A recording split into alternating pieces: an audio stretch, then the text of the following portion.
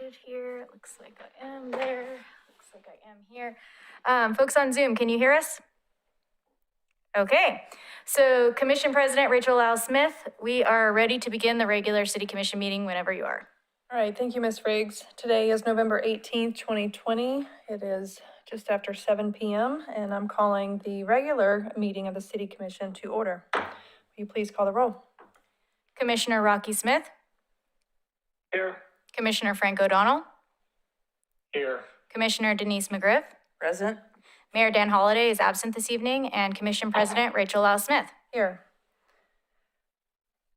So, yes, we are going to do a flag salute. We're gonna do that.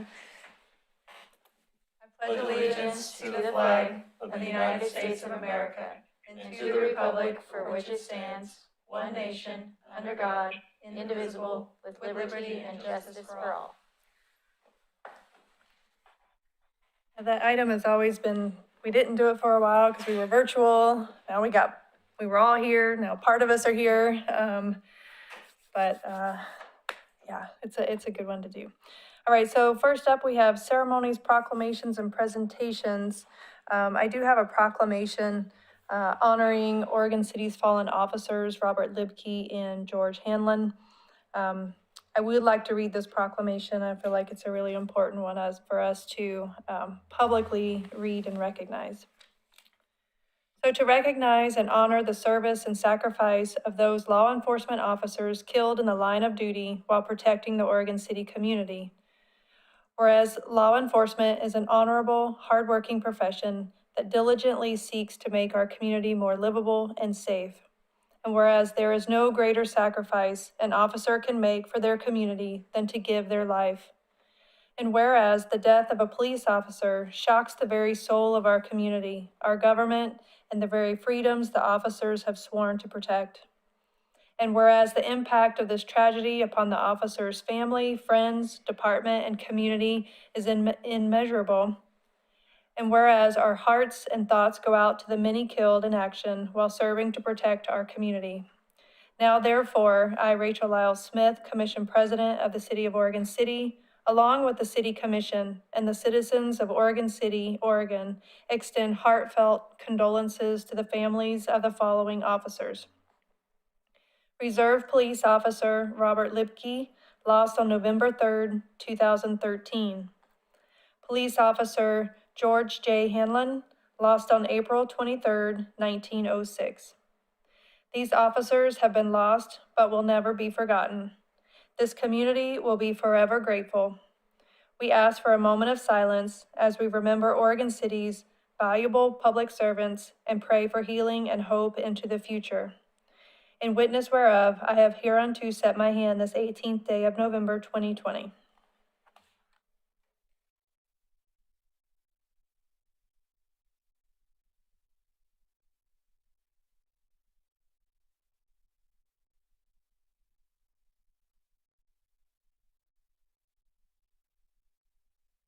Okay, we're going to move to citizen comment. I believe we have some comments. Ms. Riggs? Yes, we do have a couple of citizen comments that are participating by phone. And I would like to ask first for Liz Hannum from the Downtown Oregon City Association, if she could please unmute herself and begin by listing her first and last name and city of residency for the record.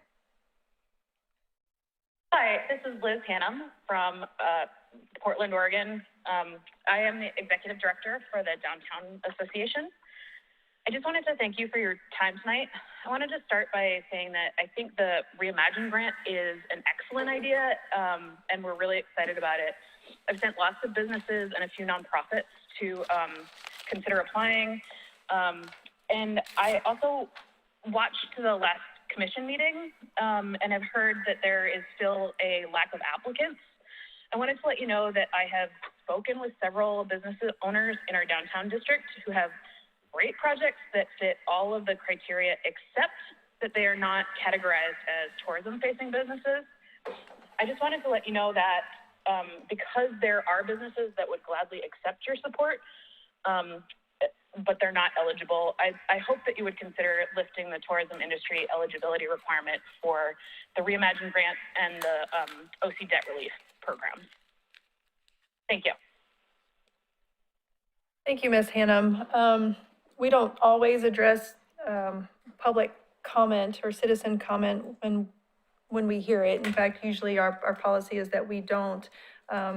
But for this item, I just wanted to talk to the commission. When Ms. Hannum called me today, what she told me was not in alignment with what I thought the city commission had directed the city to do. And therefore, I was a little concerned, and I thought maybe there was a miscommunication.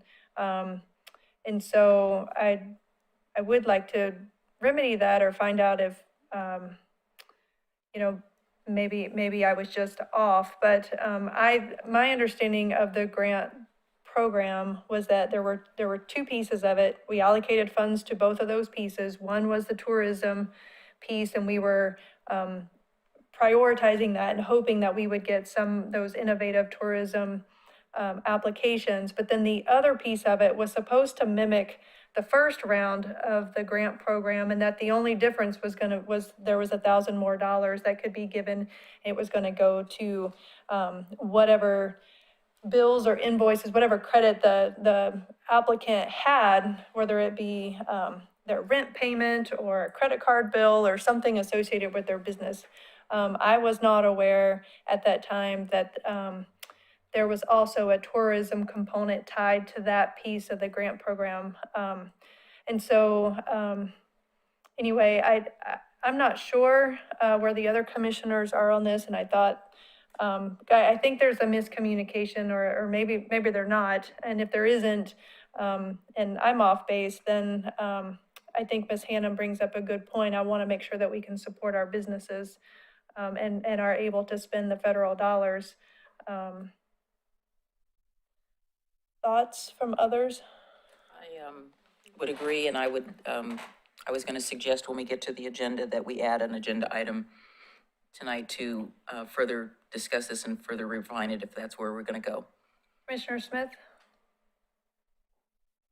I was, I think, under the same impression, which was that I kind of would assume that the debt relief grant was open to everyone. That's kind of the way I thought. I don't know what the rationalization was for the other piece, staying specifically to tourism, but I kind of knew that from the beginning, that the original visioning grant was for tourism-based businesses, but the debt relief grant, I think, should be open to all, and I don't remember us talking about that specifically, so I'm open to opening up that for other businesses.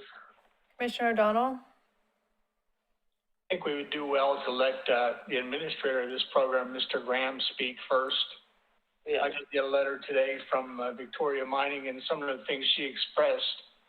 I don't know if any of the other commissioners attended that meeting that I attended between DOCA and Chamber of Commerce and Mr. Graham and participants.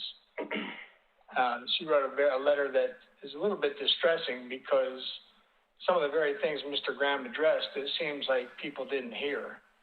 And this discussion tonight is about one specific thing, which is about eligibility.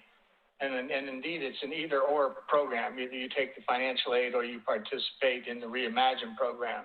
So I think we would all do well to let Mr. Graham, as administrator, speak first. Thank you. Hey, Mr. Graham?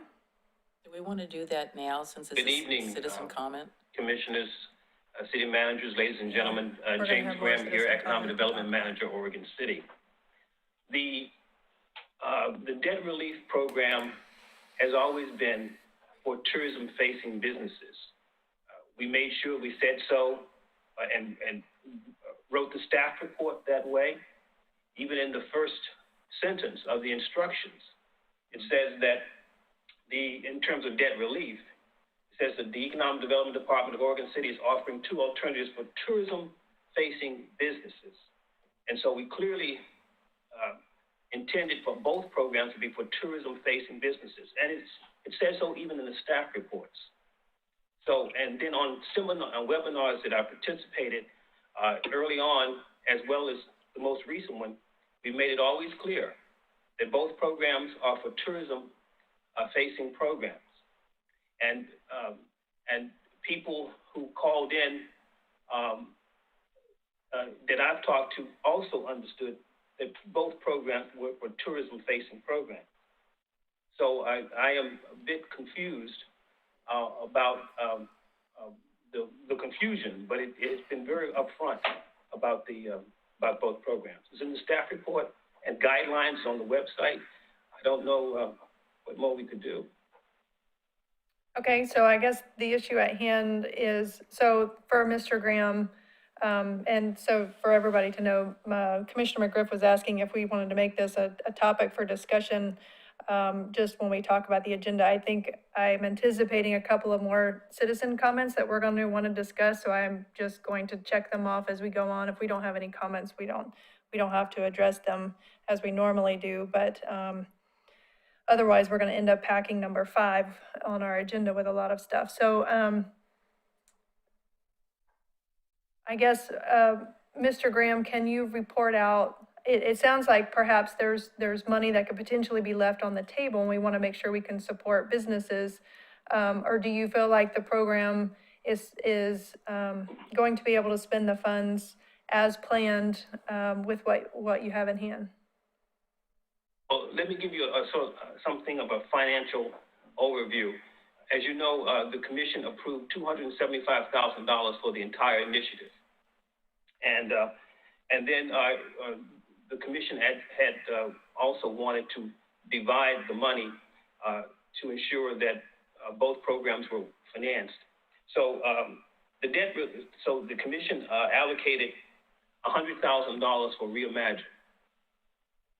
And as it stands right now, we're projecting that with the applications that we have and the applications that we expect to be receiving, we're looking at a total of $162,500 in debt Reimagine request. And of course, that's a projection, but we're looking at $162,500, which is $62,500 more than we have available for Reimagine. And then when it comes to debt relief, the commission allocated $175,000 for debt relief.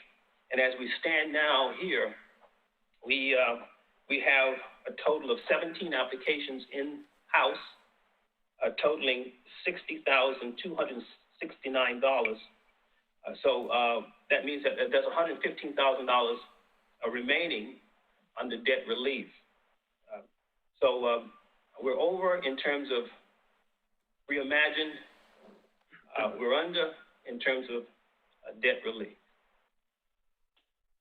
Okay, my understanding was we were giving staff the ability to, manage and work the program as best as it could be managed, and was putting that trust to you. I was really more wondering whether or not we were going to fall short and not be able to spend the money.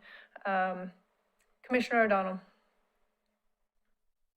Well, as a commissioner who did attend that last meeting put on by all those that I've previously mentioned, that question did come up about allocation of money. As Mr. Graham says, we look at potentially overdrawing the Reimagine fund and underdrawing the other fund, the financial aid. I felt, and I think the commission should speak to, that is Mr. Graham free to reallocate funds as he sees fit to shift them back and forth between either of the two programs to achieve the maximum benefit. And that can be a discussion by the entire commission. Well, I thought that we had said that at our last meeting, that we had given Mr. Graham, the ability, because we do want to spend the funds, and we had prioritized the tourism innovation piece, but he had asked for flexibility to administer the program, and I thought we had given it to him. The only confusion on my part was the tourism requirement.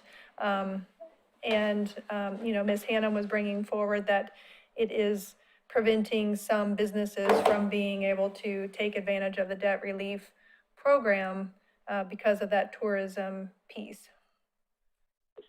That point has never been unclear, as Mr. Graham says. It's stated multiple times in the program.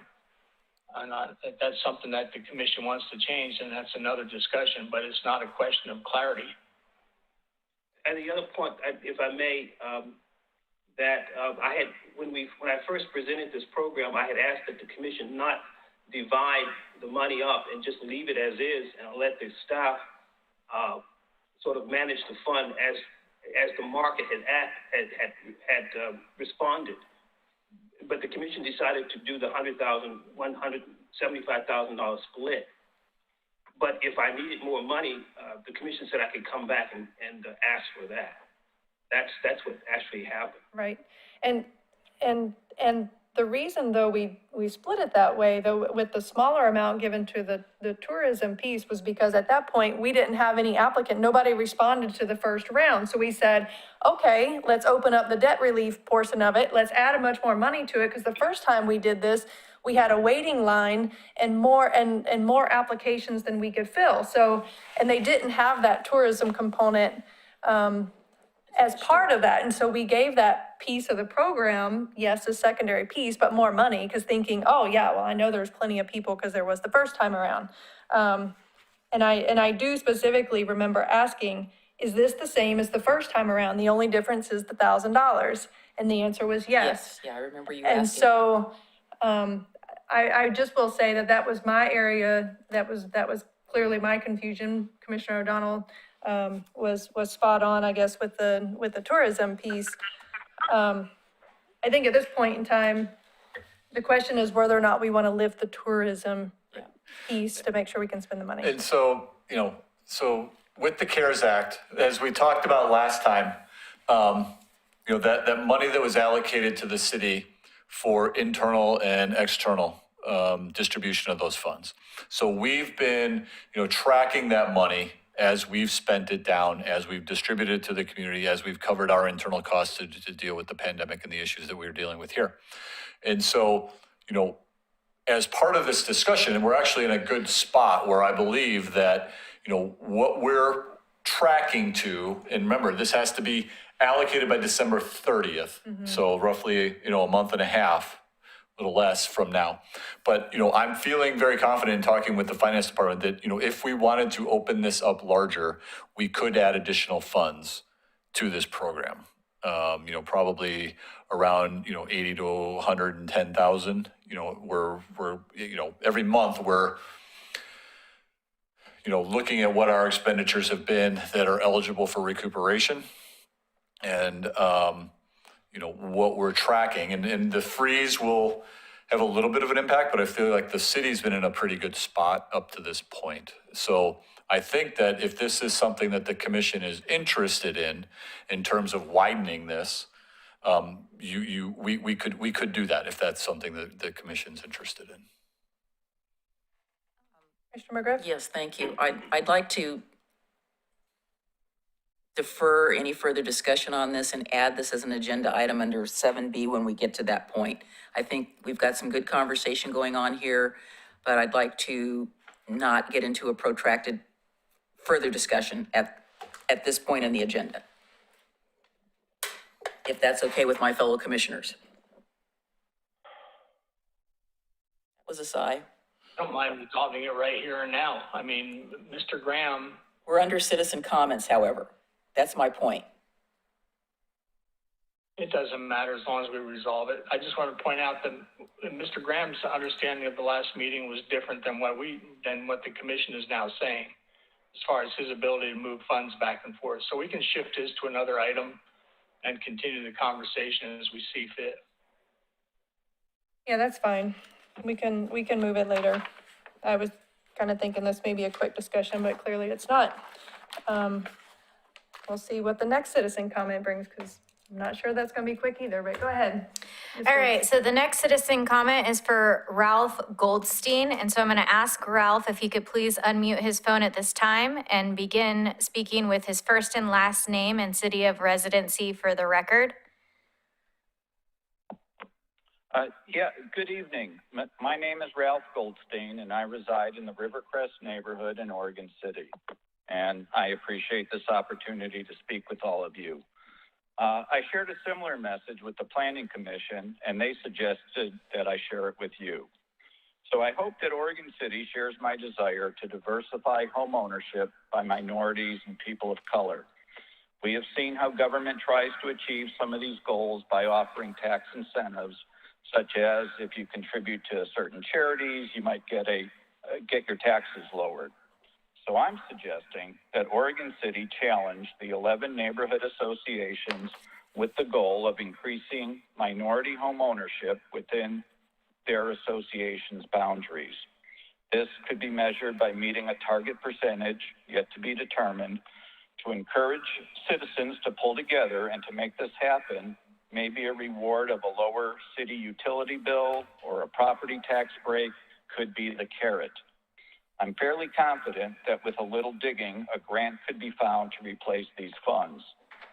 Now, this collective dollar reduction in taxes to that specific association might incentivize those who may be reluctant to see the complexion of their neighborhood change, and those who would falsely claim that minority ownership would lower property values. This plan instead makes them a positive ally. The increased energy and enthusiasm would bring positive pressure to bear on realtors and banks if they needed an extra push. It puts out a welcome mat to those who come to the end of the Oregon Trail by other routes, and it lets the world know that Oregon City wishes to be a vibrant and inclusive community.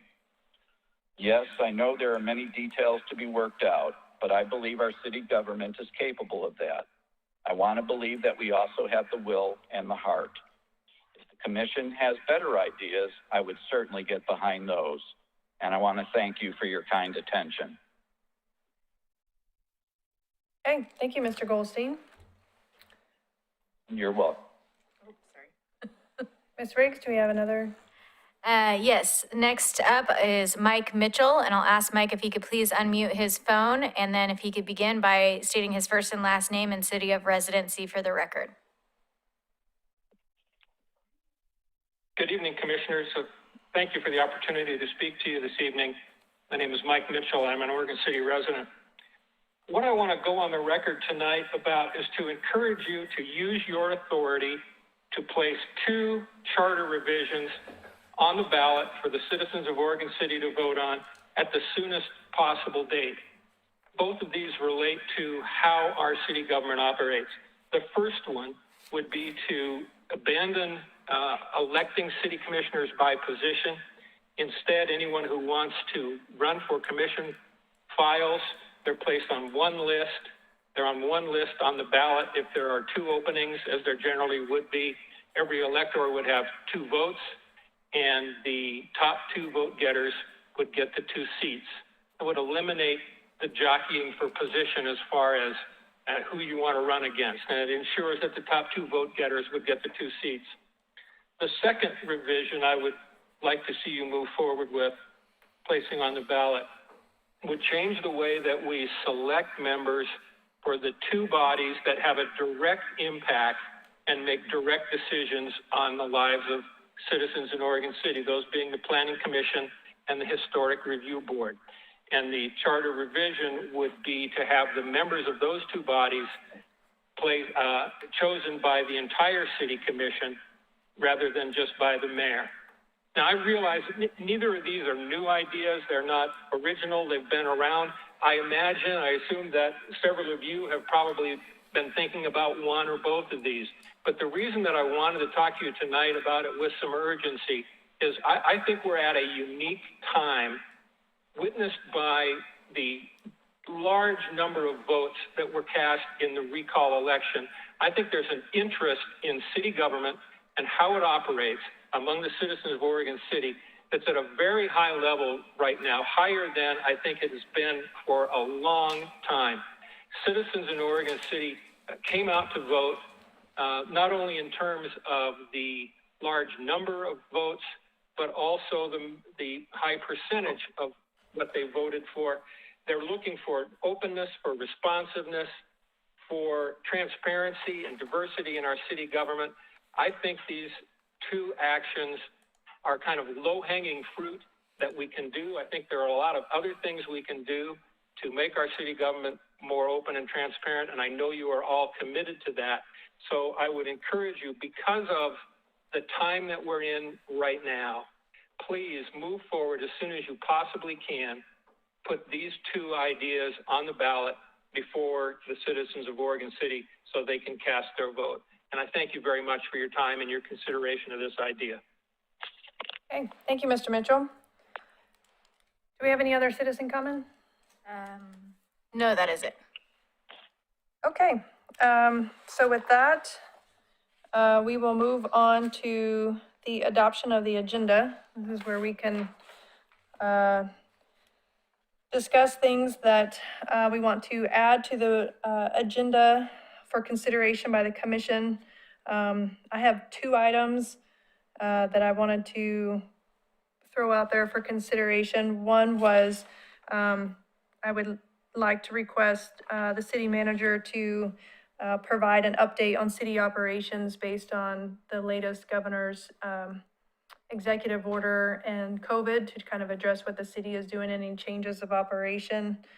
And then I was thinking we could have a discussion and get an update about the recall election, kind of next steps, and have a discussion amongst the commission, talking about our goal retreat, just general opinion on that. And then it sounds like we have another item to add, which is the item that came up in citizen comment Debt relief. about the debt relief grant. Those are my proposals.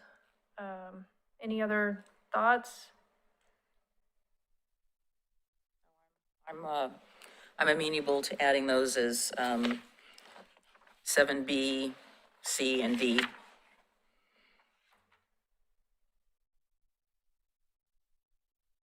Gentlemen? Commissioner Smith? Fine. Commissioner O'Donnell? That'd be fine. And do you have a particular order you would like those in? COVID would be 7B, recall election would be 7C, debt relief would be 7D. And at the same time, is there anybody wanting to pull anything from the consent agenda that we would then address in the general business area? I would like to pull, I'll just say, I would like to pull 8C, which is the Public Works fee schedule. Are there any others? Nope. Commissioner Smith, I No. see no. Commissioner O'Donnell? No. All right, therefore, do we have an adoption of the agenda as modified? So moved. Second. Katie's saying we don't need to vote on this. Is that what that shaking of the head was? All right, so we have an agreement on the agenda. So let's move on to public hearings, Public Works Code amendments. Mr. Lewis, does he have that one? I would I assume. think it's Laura Terway. Or Laura Teray? Yes. Thank you. Good evening. The Public Works Department has submitted a series of amendments to the Oregon City Municipal Code. A lot of these amendments the Commission has seen over the summer, but tonight we're here to provide an overview of those amendments. We're not here tonight to ask for a decision, so it's a good time for the Commission to provide direction if you see any tweaks, and then we'll come back later asking for approval. Christina Robertson-Gardner, Senior Planner, will kick off the presentation. Thank you, Ms. Terway. Commissioner President Lyle-Smith, Commissioners, I have a small slide overview of the project, and I will hand it off to Josh Wheeler, Assistant City Engineer, who will provide the actual content overview of tonight. This is the Public Works amendments to the Municipal Code. This is a legislative process, which is a Type 4 process. It goes through the Planning Commission and then the City Commission. The Planning Commission provided their recommendation to the City Commission at their November 9th meeting. Legislative processes do not require disclosures of ex parte conversations. That's the whole idea of legislative process, is everyone gets a chance to talk and be involved and create code and amendments to our comprehensive plan, but any disclosures of actual conflict of interest are required. There is a public comment matrix that has been updated through the hearings and will continue to be updated, and that is attached to your agenda. The proposal aims to address the need for clarifications in technical development as it relates to public works development review. Staff recommends that any large-scale changes that affects policy questions, such as striking the best balance between housing needs, hazard risks, and property rights, be addressed during our current Oregon City Comprehensive Plan update process. And we assume as part of that process, there will be recommendations for future code amendments that come out of that. The criteria for approval of the zone changes or text amendments to our code is Chapter 17.68, our zoning changes and comprehensive plan amendments, the Oregon City Comprehensive Plan, and applicable state land use goals. Staff has provided a report with draft findings for the criteria, along with the Planning Commission comments. And if the City Commission has any additional findings to add to that, staff can amend the staff report for this project. We have no additional public comment to add into the record during the time between the Planning Commission recommended approval and this evening, though there is a staff memo that should have been sent to you that identifies 2 additional recommended red lines. One specifically about driveways in Chapter 1760 for 3 and 4 plexes, and a recommended revision to the reduced rate financial assistance. Staff is available if you have any questions related to those 2 proposed amendments. And this evening, this is, as Ms. Chairway identified, kind of an overview, and we are looking for any additional direction from the City Commission, and the request is a continuation to the December 2nd City Commission hearing. So I'll pass it over to Josh Wheeler, Assistant City Engineer, who will provide a background of the proposed recommended changes.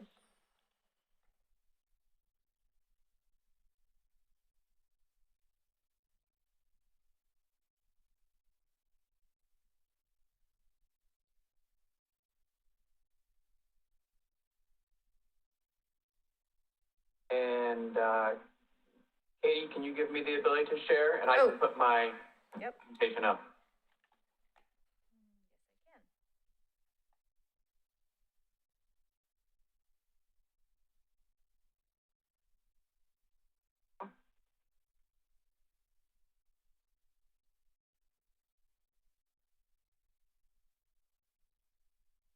All right. Good evening, Commission Chair and Commissioners. As you know, my name is Josh Wheeler. I'm the Assistant City Engineer for the City of Oregon City Public Works Department. John Lewis is also here tonight, Public Works Director. We'll be making a presentation tonight on the proposed code amendments as a general overview.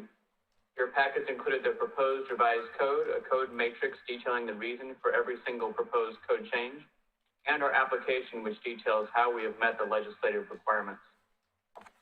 We've made numerous presentations on these proposed code changes to various committees and groups. And tonight kicks off the start to seeking approval of the proposed code amendments. After we provide the general overview, we will be providing the option to the City Commission of proceeding to adoption of an ordinance or requesting more specific detail and presentation on any or all of the proposed code amendments at a future meeting. We will list the categories of proposed code amendments at the end of the presentation so that you can let us know what additional information you would like.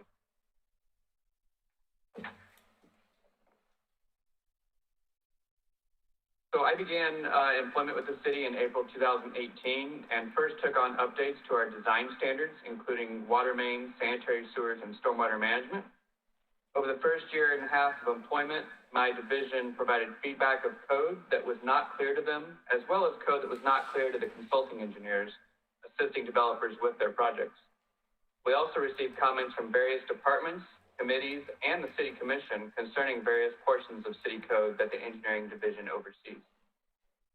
The code that is proposed with this legislative file is intended to provide that clarity, answer questions and concerns we receive from various groups, and address initiatives that Public Works believes is in the best interest of the city.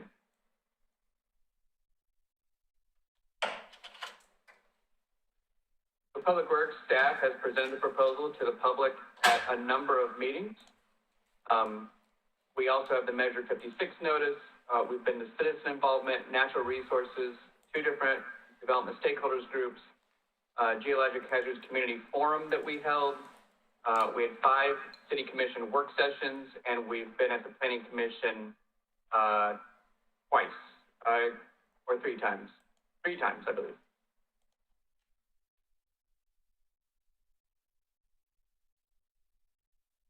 So each section tonight will provide a purpose, who the proposed code revision was requested by, and who the revision is anticipated to impact. Our first section that you see here is we propose to amend chapters 1304 and 1308, which provide standards for our water and sewer services. Public Works staff requested changes to the sanitary sewer section for the future implementation of an inflow infiltration program. In doing so, we collaborated with the finance department who requested we update the sewer and water services sections to eliminate inconsistencies and bring the procedures to current standards. We also received a recent request to update the water service standards to more clearly describe requirements of backflow prevention. These proposed code revisions would potentially impact any user and ratepayer of the water and sewer service. So more specifically, these code revisions will bring the code to current practices. What is currently called senior and disabled rates is proposed to be changed to the financial assistance program to be more in line with how the program actually works. This is what was referenced as an additional amendment that came in to this that Christina referenced earlier. We're trying to simplify the language there to make it much more general and much more in line with what the program is. We've also added backflow prevention requirements, which have been worked out over the past year with the Building Division and Public Works in compliance with our DEQ stormwater permit. DEQ standing for Department of Environmental Quality. And we also are proposing to implement code that will assist with the implementation of the inflow and infiltration reduction program. And that's what I'm going to talk about next.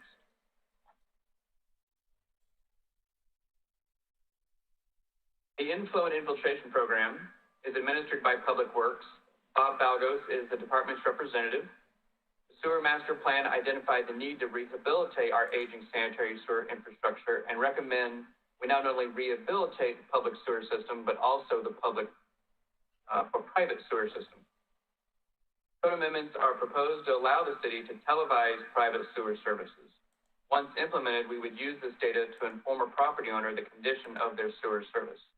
The next step would be to require the property owner to make improvements to their sewer service. And a lateral improvement program is proposed that would allow the city to require repair and rehabilitation of the sewer service. This program is currently under review by the City Commission, but does require these code changes to be able to implement the program in the future. So while we know that we've had discussions about this earlier this summer, we would not implement the program until the program policy is adopted by the City Commission, but we did want to take advantage of having the code open to add those things at this time. In addition to the inflow and infiltration program, we also propose the addition of stormwater as an illegal substance for the sanitary sewer system, which is in line with typical inflow and infiltration concerns, as well as our sewer master plan, as well as water and environment services standards, as well as typical engineering standards throughout the state and the nation. And we also propose to codify the process to determine whether the city can require a property to connect to city sewer. We are referencing current Oregon administrative rule in that. That comes up very often from time to time. And just as an additional note, we know that Representative Meek at the state is looking at seeing if there can be adjustments to that code and program. And so if that were to occur, and it is in conflict and somehow, we would make sure that we update the code at that time. We're also looking at chapters 1324 and 1334, which govern telecommunications facilities. This would just bring the code in alignment with other sections of code with consistent definitions.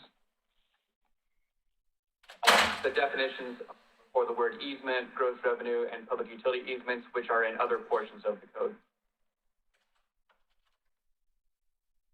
In 2019, Public Works implemented a program to implement part of the city code to permit sidewalk seating in the public right-of-way with a permit fee, which we called the renewable right-of-way permit.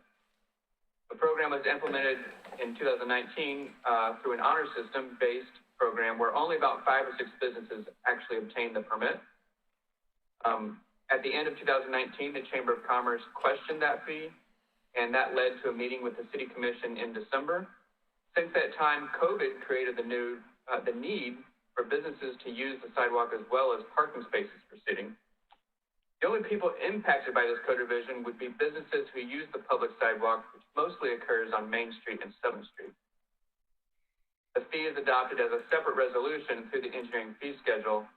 And as parklets are to be discussed over the winter, we assume that the parklet program discussion will provide the opportunity to discuss the fee for renewable sidewalk permits. So the code does not relate to the fee at all, or even the fee schedule that's in your consent agenda tonight. That's something that would come back at a later date.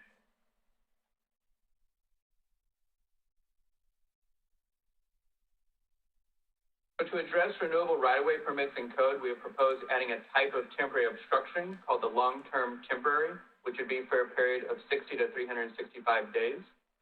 Currently, code allows temporary obstructions for up to 60 days, or the other option is a permanent obstruction.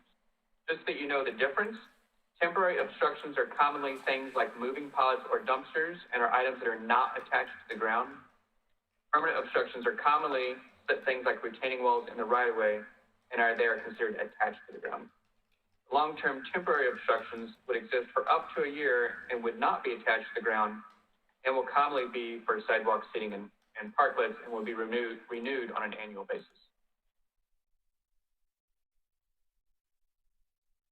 Chapter 16.12 of the City Code has a few different proposed revisions. First is a revision concerning driveways. There have been a few different requests by properties for driveways that we feel can be simplified by allowing driveways to follow a Type 1 over-the-counter process for approval or disapproval. We found that the Type 2 modification process is cumbersome and has resulted in the outcome as expected and seems like an unnecessary process for the applicant and staff. We currently have 3 different driveway requests occurring at this time in the city and have had others before these. We also have proposed some additional revisions to bring driveway design standards in line with the metro area, but in keeping with the nature of Oregon City's zoning and uses. And one of those is what was referred to earlier by Christina as an amendment that came in to make an adjustment to chapter 1716, which deals with the dimensions of a driveway with respect to a 3 to 4 plex. So that was in conflict with these new revisions that we were proposing, and we realized we needed to make that change.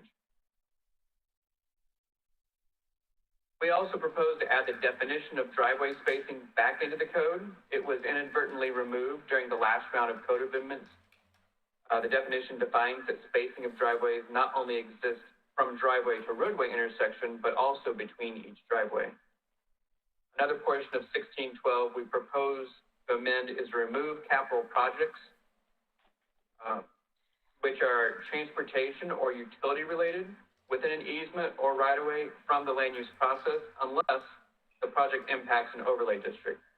This is consistent with typical operations within the metro area and the industry. Another section we propose to amend is the use of public utility easements.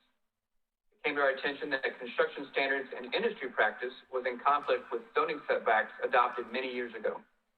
Planning and engineering have worked together for over a year to develop these proposed changes to meet the needs of development while retaining the desire for urban planning and development. This also relates to chapters 1324 and 1334, which deal with the franchise utilities and those definitions I was talking about. Now, this is a picture of a typical right-of-way. You'll see on the right-hand side that half street of 27 feet section of road with a 10-foot PUE outside of the right-of-way. And so a PUE, or public utility easement, is one that exists on private property adjacent to the right-of-way for use by electric, gas, telephone, cable, telecommunications, those sorts of utilities. It's been common for engineering to require that 10-foot area, which happens to conflict with some portions of zoning code that requires maximum setbacks in certain zones less than 10 feet. We've now adjusted both of those codes to make them work together. An item we've discussed at length in-house, as well as with the development community, is the policy to require all existing overhead wires to be relocated underground with development.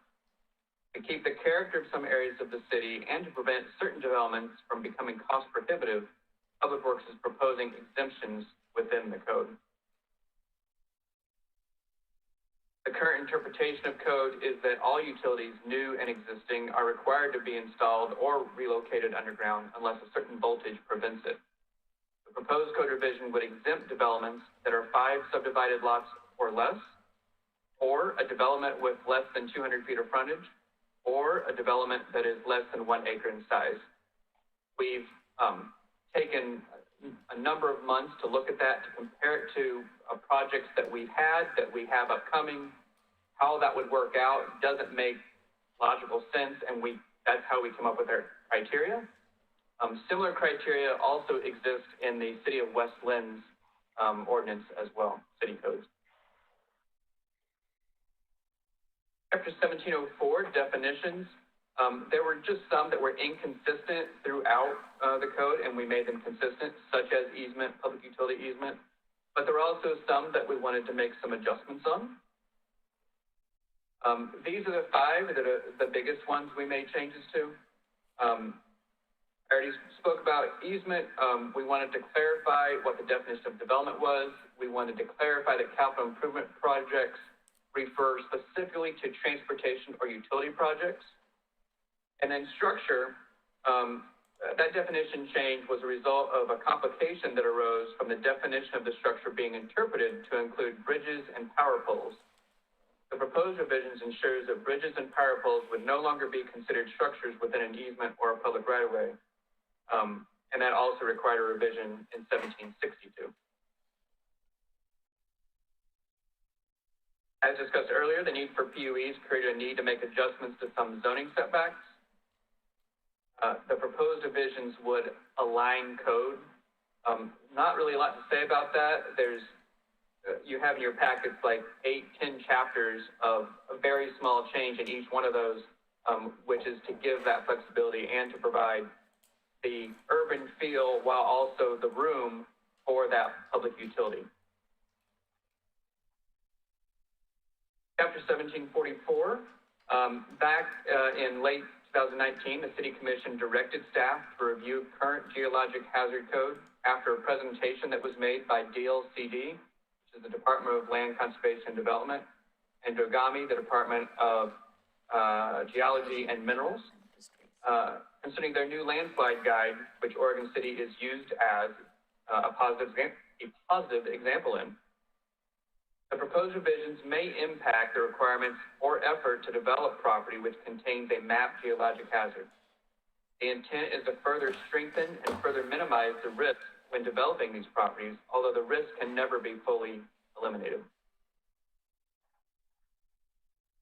To provide more guidance and standards to when construction is allowed prior to May 1st or beyond October 31st, we've proposed specific standards for determining when a property can work outside of the geologic hazard weather window. We're also proposing to ensure a professional engineer certifies all documents and construction, and require more analysis for stormwater and construction phasing and methods for those. With the review of the code, we found the code to already be in line with current science and standards, and found that clarifications were all that were needed. And to be able to properly and consistently administer code, we suggested these revisions. Overall, we have heard from the geotechnical consultants, local professors, and other agencies that the Oregon City Code is a very strong code for geologic hazards, and the proposed revisions would further enhance that code. As mentioned previously, we've made a revision to allow utility poles on private property when needed, but they would no longer be defined as a structure in 1762. And lastly, we are proposing revisions to Chapter 1780 for the purpose of administering the small cell permits through a Type 1 process. When Public Works added small cells to the city code based on requirements of the federal government, we knew that ultimately we needed to make adjustments to code to remove the process from a type 2 to a type 1 to meet federal guidelines, timelines, and requirements. But this change was going to require the legislative process that included a public mailing to all properties. And since we knew we were proposing other code revisions in the near future, we waited to request this revision until other code amendments were ready.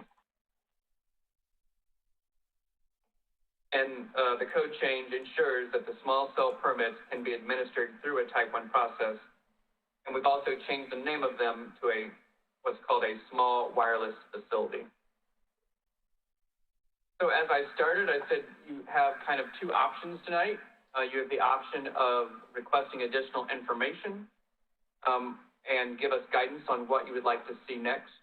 Or you could recommend to us to move forward and with these proposed amendments and provide you with the first reading of the ordinance at the next meeting. As a reminder, these are the chapters we went over. I realize there's a lot of information.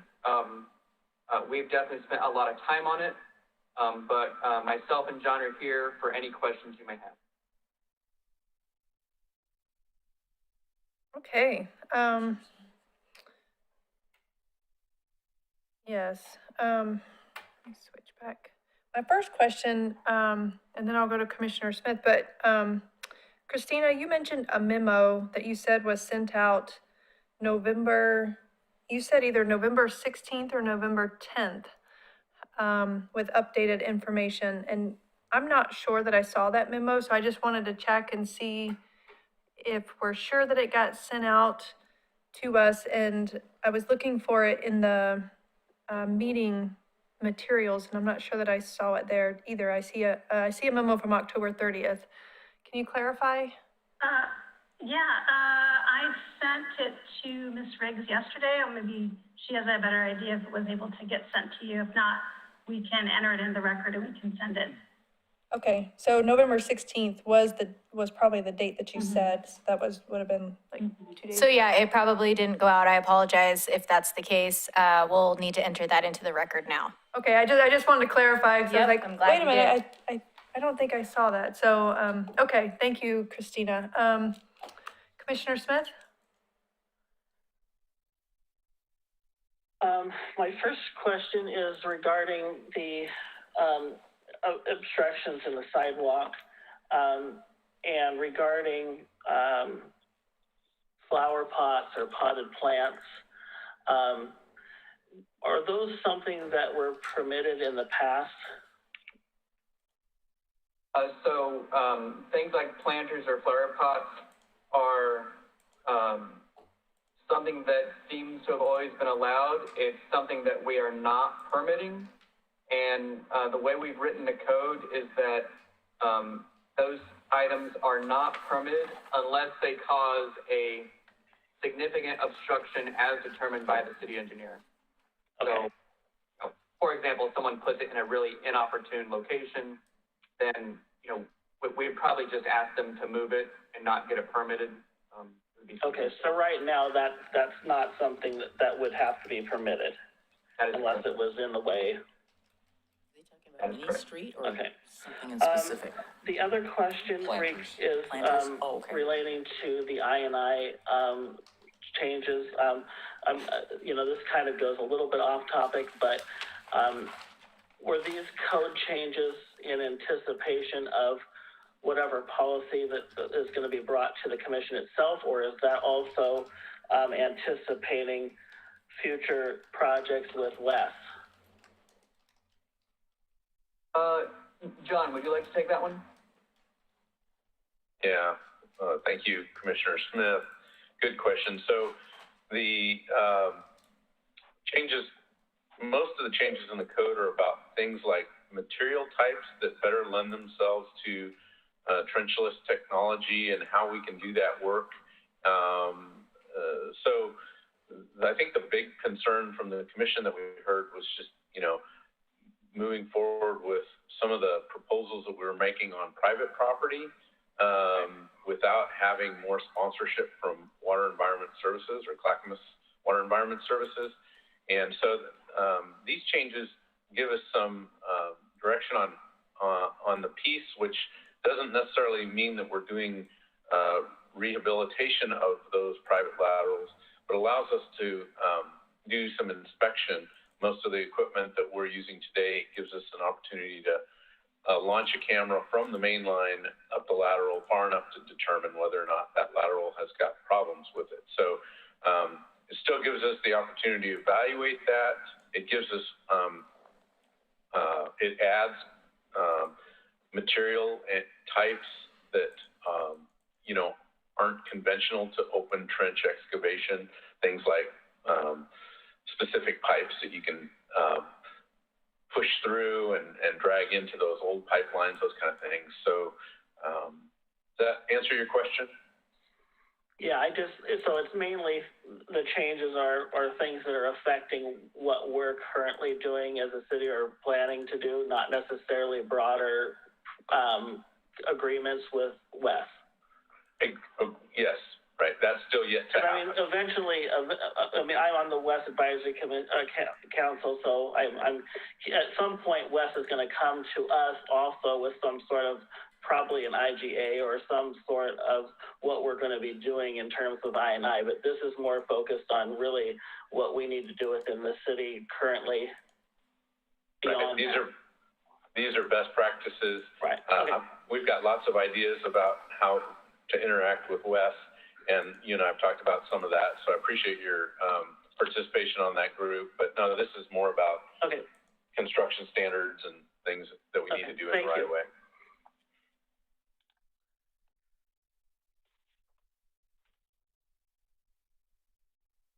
Commissioner Smith, do you have more items? No, that's it. Okay. Commissioner O'Donnell. This is probably more the forte of Commissioner Denise McGriff, but I'll simply say that there's so much information in this packet that I'm not prepared to move forward and start reading off any ordinances. There's so many things in here. The simplest was even the sidewalk. There was a drawing enclosed in that had 3 dimensions, 48 inches, 36 inches, and 32 inches. And I'm not sure what that referred to. So I'd like clarification on that at some point in time. I'm really concerned about the I&I, the inflow piece. I don't know if there's any rates and fees buried in this multitude of proposals. I'm not prepared to approve anything in that range because we had a lengthy discussion about how to pay for this I&I piece and Wes's participation and the homeowner's participation, the city's participation, and the means of financing it. And so until I understand the financial impact to the homeowners and who's paying what, if there's a piece buried in there about the finances, I'm not prepared to move forward. I took a lot of notes. I struggle with something being called a long-term temporary obstruction for 365 days. And I'm even worried about canopy. At what point have we essentially increased our indoor occupancy? And that may not be related to this, but it's something that troubles me because of things I've seen. And I do remember when I was battling with the city on something called membrane structures, there are a multitude of definitions of structures in different places of the city code. One of the definitions of a structure was basically anything that touched the ground. So I think we need to be careful there.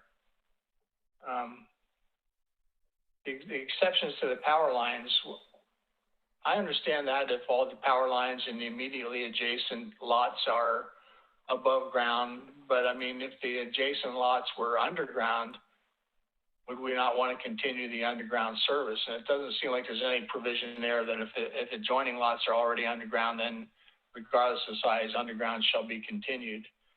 So I think there's things to work on, and this whole proposal is so large, it is so easy to miss the details. I'm not comfortable with starting to read ordinances. And I'll leave it at that for the moment. Thanks. Thank you, Commissioner. So just for clarification, this is under the public hearing section. Is the intent for us to open the public hearing tonight? I thought this was a discussion and prep for an official public hearing at the next meeting. Which one is it? This is a public hearing. I don't know if there's any public comments at the city commission. Okay, in that case, I think we need to open the public hearing then. I just wanted clarity. It's, the staff report reads like it's, A presentation. like it's both, like it's a, we're talking about stuff to make sure that you guys have what you need in order to prep for a public hearing at the next meeting, but then at the end, it says it's a continuation, and it's in the public hearing section, so I was a little confused. But the intent is for this to, go ahead, The Christina. intent is to open up the hearing, but staff at this time is not recommending a first reading this evening. Okay. In that case, Should and I it is ask in my the, question before we move forward? Sure. Thank you. I just wanted to, I wanted to get a clarification from either, Josh or John. So there was an exemption for, I believe it's undergrounding for 5 lots. So why are we being inconsistent? Because my understanding is that anything over 3 lots is a subdivision and anything under that is a partition. So are we saying that if it's a partition, it's exempt, or are we saying that subdivisions of a certain size are exempt? We are saying that partitions would be exempt, but we're also saying subdivisions that are 5 or less would also be exempt. Why? We have found that subdivisions of that small size, the undergrounding of existing lines costs just about as much as the road improvements they have to do. It's fairly excessive these days. I guess the exemption isn't for their new undergrounding requirements through that subdivision. It's for those existing lines that probably, so for instance,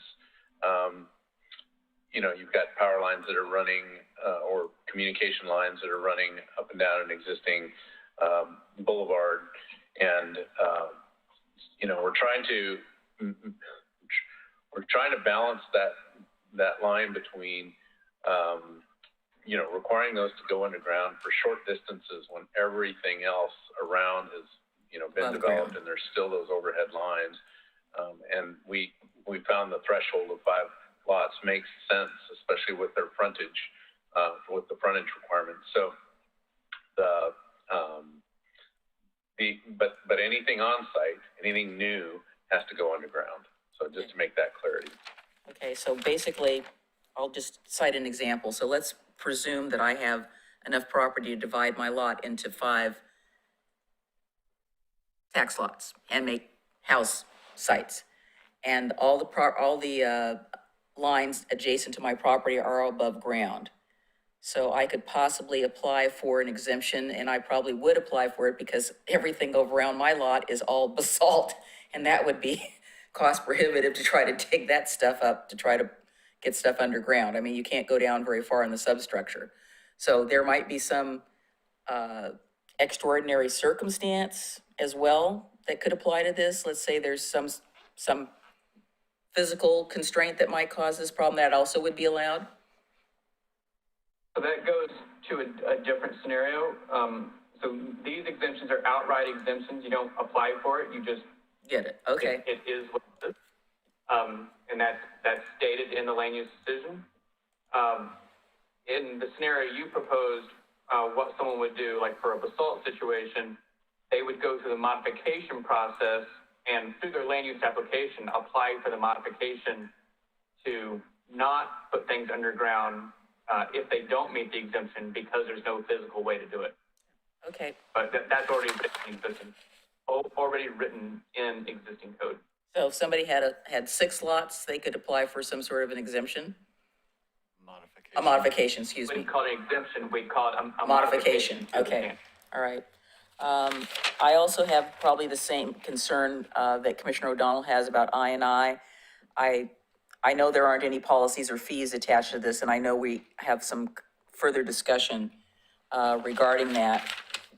I think I wrote myself a note here that said, one of the things we had talked about earlier was how to help homeowners or property owners pay for or finance those sorts of I&I issues that might come up with regard to that. And we've postponed that discussion for another time, but I just made myself a note.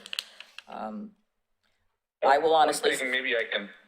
Yeah, that's okay. We're not discussing that tonight, but let's just keep it on the radar. But I think you guys have done a really great job here of outlining all this stuff. I will honestly say that since I got the packet, I've been able to go through about 3/4 of it. And it is the only thing I found difficult was trying to keep all the categories straight in my mind as to how this was the different parts. So I had little flashcards laid out that we were doing this, this, and this, and trying to line them up so that I could make sure I had all the different code provisions. So it's a lot. it's a lot of little moving parts. Mr. Lewis. Thank you, Chair, Madam Chair. Okay. So yeah, there are a lot of moving parts. Maybe how best to go through those. We went through them with the Planning Commission. I would say there was some discussion, good discussion. I was expecting more. So trying to figure out how best to use your time and our time, besides kind of providing this in a package form that you can review at a later time. We understand that, but if there's something in terms of how you'd like to go through these in a different order or smaller chunks, we would need to know that. With regard to the sewer and the I&I piece, I just want to say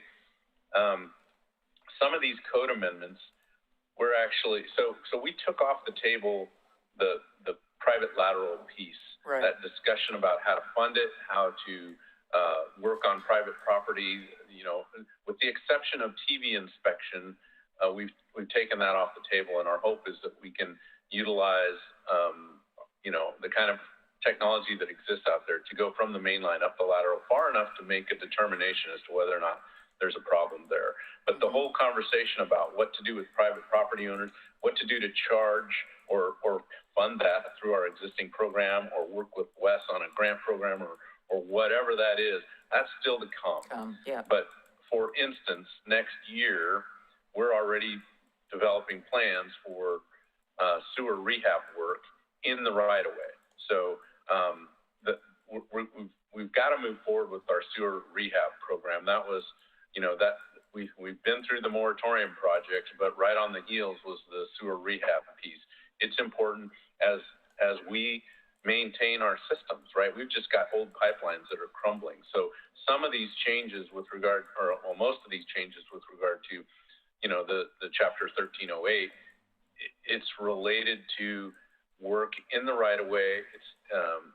Some of it could apply to private property, but we know that we heard loud and clear that conversation needed to be delayed until we could learn more as to how Water Environment Services might participate in that. So we're also trying to move forward with code changes that will really kind of impact our ability to do work in the right of way that's already our responsibility and already accounted for in our rates. So we made big rate increases a few years ago to deal with the moratorium projects, and that rate increase included, once we completed those projects, a significant capital plan to start replacing and repairing and upgrading our lines in the public right of way. So just to make that clear. Okay, thank you. Commissioner O'Donnell. It's a simple question. It's pretty much the inverse of what Commissioner McGriff said. If the neighborhood complexion was such that all utilities were underground and somebody had the 5 or more lots, would you still allow, is that realistic? Would they want to go above ground, or would they be mandated to go underground? It doesn't seem like there's any consideration for what the adjoining neighborhood is. There is, Commissioner. There's two sides to that question. One is anything new, all the new utilities have to go underground no matter what. The only example that Commissioner McGriff gave was there might be a modification situation with something like a basalt situation. But 99% of the city, you're putting development in, you're putting new roads, you're putting new houses, you're doing new whatever, you're putting your lines underground, your service lines and your mains. Or the situation of existing lines that are above ground and they're redeveloping property adjacent to existing lines, they would not have to move those underground if they meet one of those three criteria, unless, and we have this in code, or proposed at least, unless within the same block, others have had to do the same thing. And so we're able to look at the prior land use files and see what was required and then say, within that block, yes, they did it, so therefore you do, so that we keep an equity among the block. And we felt block was the appropriate distance there and not, something like half a mile or whatever. So that's how we tried to address that. I'd agree. And also, when you do get the opportunity, look at that drawing on the sidewalks that referred to the 48 inches, 36 inches, and 32 inches. I mean, I have a degree in that. I didn't understand exactly what that meant. And you've got a basic drawing there. And we don't have to do that tonight, but at some future point, I need to understand, what are you providing for ADA? Why do I have three dimensions? Even the 36-inch dimension is reduced at some point to 32 for some unknown reason. Okay. I'm not recalling that drawing, but we can do that. Please do. I didn't either, but now I know what now I know what the commissioner's talking about. So It's in, we can bring that back at the meeting. It's in Exhibit 6, Sidewalk Obstructions Policy. My question, I think I have two. One is general. Why is the city wanting to remove city capital improvement projects from the land use process? I'll take that one. So I think, Malala Avenue is a pretty good example of that. Most of the capital improvement projects that we do are in areas that have either been long established or have gone through land use already, right? And so the idea there is that lots of times we can't either afford or meet the land use requirements of today's terms. For instance, Malala Avenue, there's a variety of things that we wouldn't necessarily meet in terms of intersection spacing standards, or we're in these scenarios that are already established, and we're trying to spend those public dollars as wisely as we can. And so for me, it's frustrating to take a scenario where it's not a blank piece of land like a landowner would do with a development. We're working within the constraints of the existing right-of-way and the existing improvements. We're having to match, for instance, the existing driveways and scenarios there. So all the fringe edges of our projects are real world that we don't have a lot of control over. So for me, it's just been there's been and most of my career with the city, it's never been a question. It's become more a question recently in kind of the land use interpretation of whether or not a public improvement project like Malala Avenue should go through a land use process for approval, or a lesser project, let's say a sewer rehab project or something like that, unless it's going through one of our overlay districts where we need to, there's no question about that. If we're in an NROD, we need to deal with that. And there's often exemptions that allow us in some of those codes just because of the kind of work that we're doing. But I think for one, it's impractical for us to be able to meet those land use requirements. And for two, it's costly to go through that land use process. And more often than not, we may be, there may be, every one of our projects we think is a betterment of the community. And so it's that's, for me, that's why. I'm gonna think on that answer, because I feel like there's a lot of developers that would say all the same things that you said of like, well, I'm doing what I'm doing for the betterment of the community. I And shouldn't have to go through I any. shouldn't have to go through land use process either. So, I don't know, I'm gonna think on that one. And then there's the geologic hazard waiver. You didn't touch on it in your PowerPoint, Mr. Wheeler, and it is kind of tied to the item that I pulled off the consent agenda. Can you explain a little bit more about that? The waiver was originally proposed with our original submittal to the Planning Commission. However, through discussions, through public comment from the public, as well as planning commissioners, we removed the waiver from the geologic hazard code proposed revisions. So what you received should not have had any waiver in it. So that is no longer being proposed. Okay. So I think we're at a point. I have one more question, if I may, and then we can go. Now, don't be laughing, Commissioner O'Donnell. So one of my questions, guys, is why are we continuing to stick with the 25% slope or greater?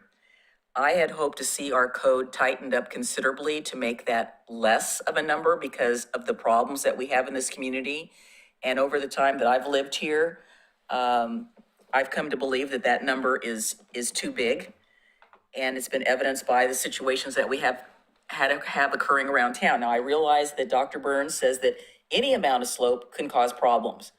So I saw in the report that you said this is the norm of what other communities are doing. So I don't really care what the other communities are doing. I'd like to see some justification as to why we're keeping it at 25%. I think it should be somewhere between 10 and 15 that we should be looking at because of the situation of our community. It just doesn't make any sense to me, and I'm thinking particularly concerns that have come up recently in Kanema, which, you know, of course, my philosophy about Kanema is generally, historically, they platted that, they must have all either been drinking or blind, because obviously if they'd realized what they were dealing with in terms of how they platted it, Bill's laughing, they wouldn't have platted it that way, but it is what it is. But it's got some significant problems. We have other areas of the city that, I'm particularly thinking in Park Place, 25% just is, to me, is like, you know, having the cow leave the barn after the door's been open.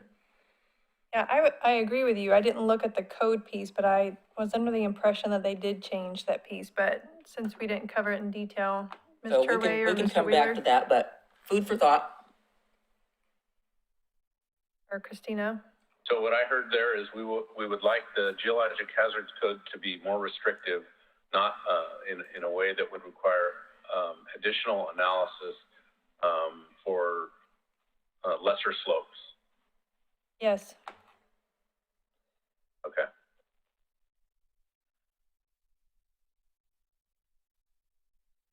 You. Frank, I think.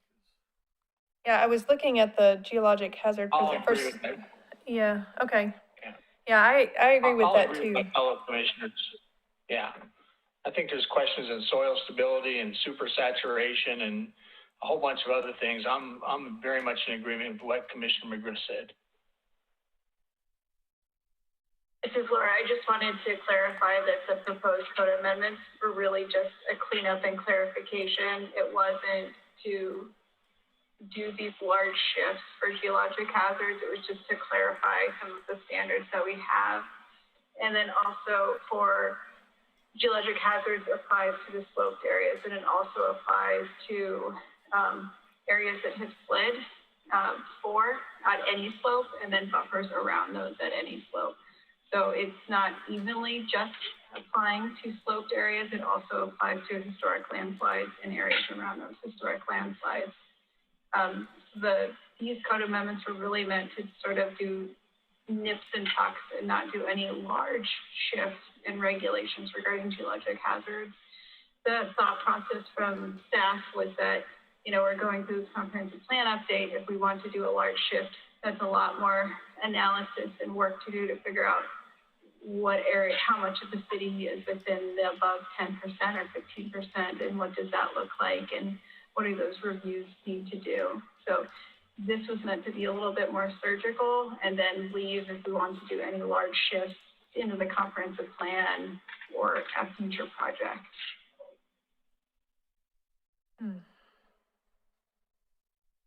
I would say if we're in there, thing, I realize it takes more work, but I don't want to do it piecemeal, and it seems like we're already going to go in and do some amendment to it. Why don't we get it where it needs to be ultimately, rather than step it through in a series of steps, even though I understand it means more work. I would agree with you, Commissioner O'Donnell. The reason being is that we may be on the precipice of some future development within the next 18 months to 2 to 3 years. And we've had citizens come here over and over and over again, basically telling us, I told you so. I don't want to be in the I told you so situation anymore. So just, we can move on if we need to open the public hearing. Commission President, Yes. Madam. I'm looking at the procedures on the wall, and at the bottom it says questions of staff. So I kept thinking that we would get there, but I think we're taking care of all of that in the beginning. So, all right, I'm going to open the public hearing of the Public Works Code Amendment. I don't know that we have any public testimony at this point in time. We do not have any additional public testimony. I would move that we continue this, if that's what we need to do. Well, I have to close the hearing first. Mr. Way? I just wanted to suggest that maybe we change our continuance date. It sounds like there's a lot more work if we're looking at expanding the overlay district a little bit more. Looks like Josh has a comment to say, but if we are going to change that percentage, all of our public engagement thus far has not included that, so we may want to go back to CIC or some other stuff too. But just certainly at the very least, we may want to switch that date a little bit further out. If I may comment, Madam Chair? Yes. What I heard tonight was 5 sections of this code that the commissioners had would like more information on, would like to go through in more detail. What I heard was the first one, Chapter 1304, 1308, mostly 1308, dealing with the I&I. 1204, dealing with the long-term temporary obstructions.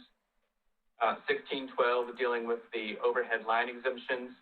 1704, with respect to definitions, specifically CIP. And then 1744.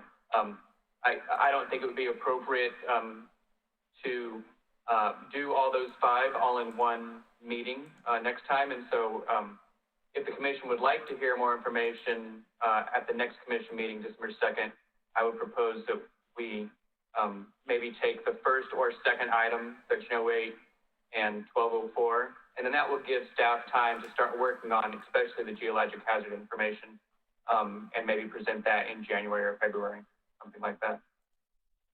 But ultimately, whatever direction you provide, we will follow. Ms. Lyle-Smith, I didn't hear any major objection to the overhead thing. They were just clarifying it. I think the way they explained it made perfect sense to me, so. I didn't think that one needed to be pulled out. Or did I? Okay. So I think you just got your message that we don't need to have that one pulled out. All right. Thank you. So I'm going to close the public hearing, try to move this along. And then the next up is questions of staff. We've been asking staff a pile of questions.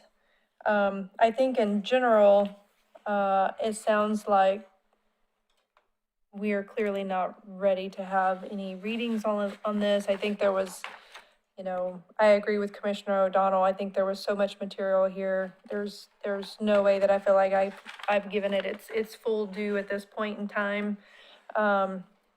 And so I think the real question regarding a potential motion would be, when we continue this, what date we want to continue this to. My concern, so the December 2nd is 2 weeks from now, exactly 2 weeks from today. The way the month falls, the first week of December is really early. Sometimes we have an extra week in there, but this is right at 2 weeks, and this is also right on the heels of Thanksgiving, where there's a holiday, and people, I'm not gonna even contemplate on what people are doing for Thanksgiving, but there's a holiday in there. So I wanna be respectful. I'm wondering if it would, John, hold on one sec, please. I'm wondering if this wouldn't be appropriate to, maybe put this out to December 16th. We have the work session on December 8th. Maybe we move some things around and take a couple of these issues up. At the work session. At the work session. Might be a little more appropriate than trying to do this in a hearing like this. Could you all hear Mr. Conkle? Okay. Commissioner O'Donnell? Yeah, I agree with that. I actually agree with something Mr. Wheeler said, that the longest lead time item is the geologic hazard piece. So how do you get started working on that? Because it will have the longest flow time. So I'll leave it to staff to schedule appropriately. Okay. So is there a motion? I just have one more question. Are there any pieces of what is being proposed that are, as Mr. O'Donnell likes to call, the low-hanging fruit that could be moved ahead? Why don't we take the time to go back and look at it? Okay, And I'm just asking the question. Because there probably is, Okay, and I'm not asking- I want to be able to talk with Laura and Bill and John. I'm not asking for the answer tonight. I'm just saying that might be something to consider. We, take the stuff that, just move that forward and then leave the other stuff. Yep, there might be a way to bifurcate this. Yeah, that's what I'm thinking. Is there a motion? I'd like to move we continue this item. What is Ms. Turway recommending? 16. December 16th? Second. Okay, there's a motion and a second. Any further discussion? Seeing none. Ms. Briggs? Commissioner Frank O'Donnell, Aye. Commissioner Rocky Smith, Aye. Commissioner Denise McGriff, Aye. and Commission President Rachel Lau Smith. Aye. All right, the next item is general business.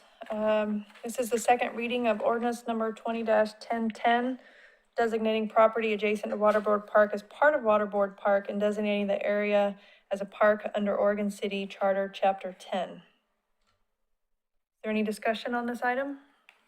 Nope. Seeing none. I do, we have Commission President, I do want to mention that you did receive 2 public comments via email, and so I'll be submitting those for the record. I did receive those. I see nods that we received those. Thank you. I know that,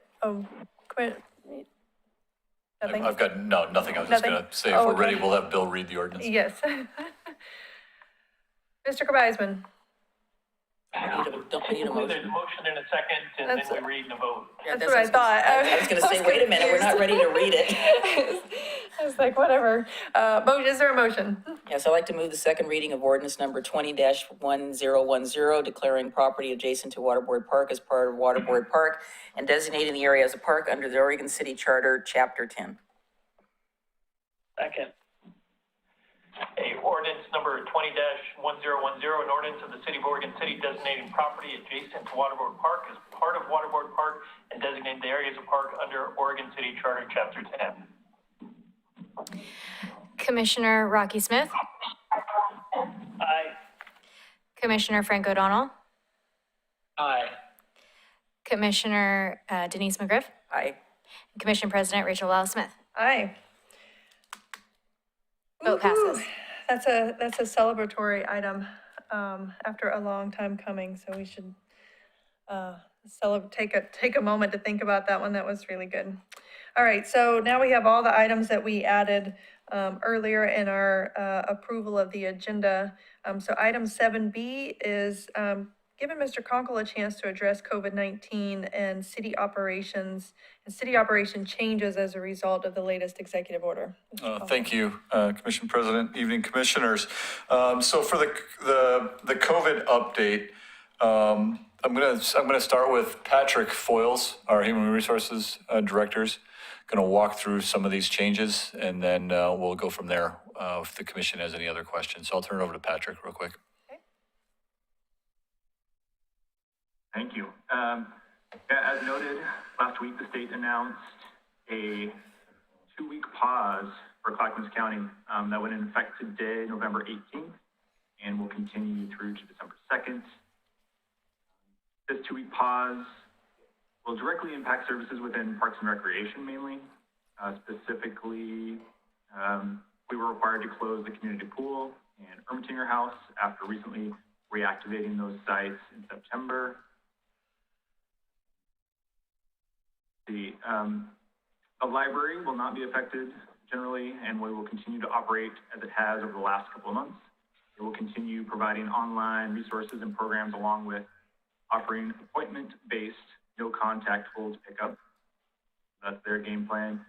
Beyond that direct impact, the city will continue to provide our core services as planned. We encourage the public to access city services through telephone, email, our web pages, and other electronic means. For facilities, City Hall, Community Development, Police Department, Municipal Court, and Public Works Operations and Engineering offices will be open to walk-ins with some reduced or limited hours to serve those that do not have access to electronic communication. And as a reminder, please visit the city's COVID-19 information webpage for the most current information, the best place to get that. And in general, we wanted to note, throughout the pandemic, staff has remained diligent with safety protocols that were designed to keep both our customers and our employees safe.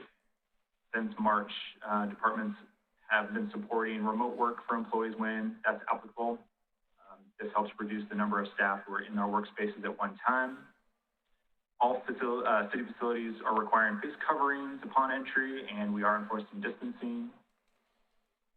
We also are utilizing clear signage at each facility to help communicate with the public and increase our frequency of cleanings throughout our facilities. The one other update impacting staff is a newly adopted Oregon OSHA temporary rule addressing COVID-19 in the workplaces that went into effect Monday, I believe November 16th. Staff is working to establish formal exposure risk assessments and infection control plans for each facility as required by that newly adopted rule. Really, if you've got any questions or concerns that we can help address, please contact HR or City Manager's office. Thanks for that time. Okay, Commissioner Smith? I'm assuming the end of the Oregon Trail is closed as well. Tony, I believe so, but I'm not 100% sure. Okay, because one of the reasons I'm asking is on the homepage for the city's website, under news and announcements, it says city facilities such as pool and museum are frozen for 2 weeks. Most people would not consider museum referring to the Ermatinger House. So it's just worded weird. If you click on it, it talks about the Ermatinger House, but there's no mention of the actual end of the Oregon Trail Museum, which I think most people would refer to museum as, or Museum of the Oregon Territory. So we might want to put in there more specifics about that. I would assume that all the museums are closed, but it just seems to be like we should clarify that. I will make note of that. Okay, Commissioner O'Donnell? Again, something Commissioner Rocky Smith said back when is about, I understand businesses are trying to survive, and I understand temporary structures outside, but he made the comment, and I agree, once you add walls to something, that do you not essentially create an indoor environment? Where does the city find itself in terms of its role when we see those things? Do we have an enforcement role? Is that state only? Where are we at as a city? Chief, you want to talk about that a little bit? Yeah, good evening, Commission. So one of the things that has come up recently was the governor had said something about these rules, and that OSP was going to be reaching out to local law enforcement to kind of talk about what enforcement looked like. One of the things that, and it's very delicate, right? I was trying to figure out the right place to be.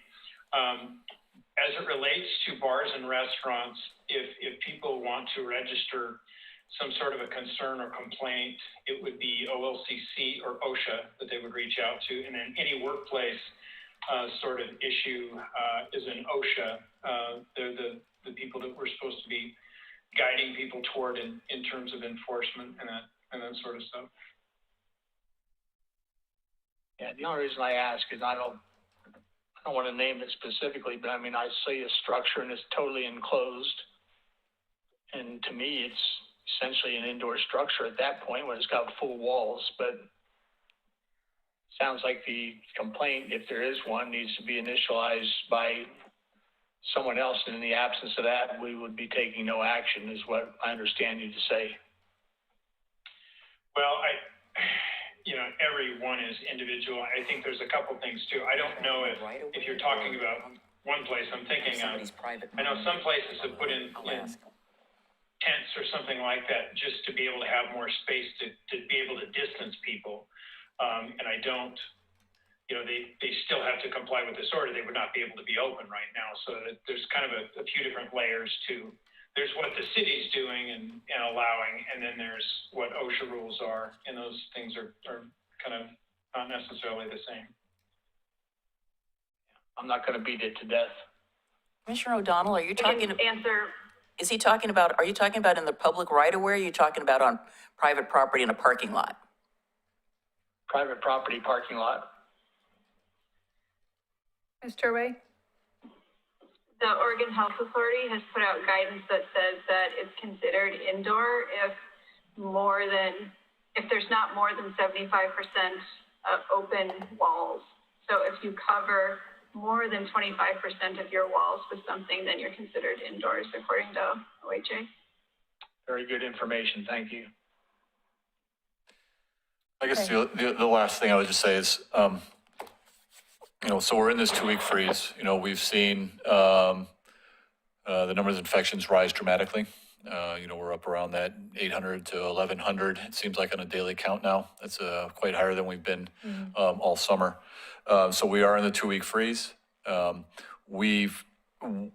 actions that we've taken in March and April and May that we implemented, and then, we brought back limited staff. So we're still utilizing work at home, as well as bringing in the minimal amount of staff into the facility to essentially operate it and address the customer's needs as they come in. So, why we're not making more significant changes as it relates to staffing is that if we get into a position where we reduce any more, we're essentially closing facilities.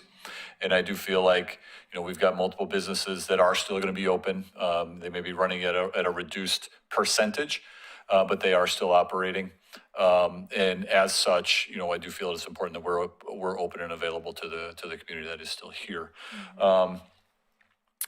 That being said, whether this goes on for another 2 weeks or, we'll address that as it comes, as we have throughout this whole incident.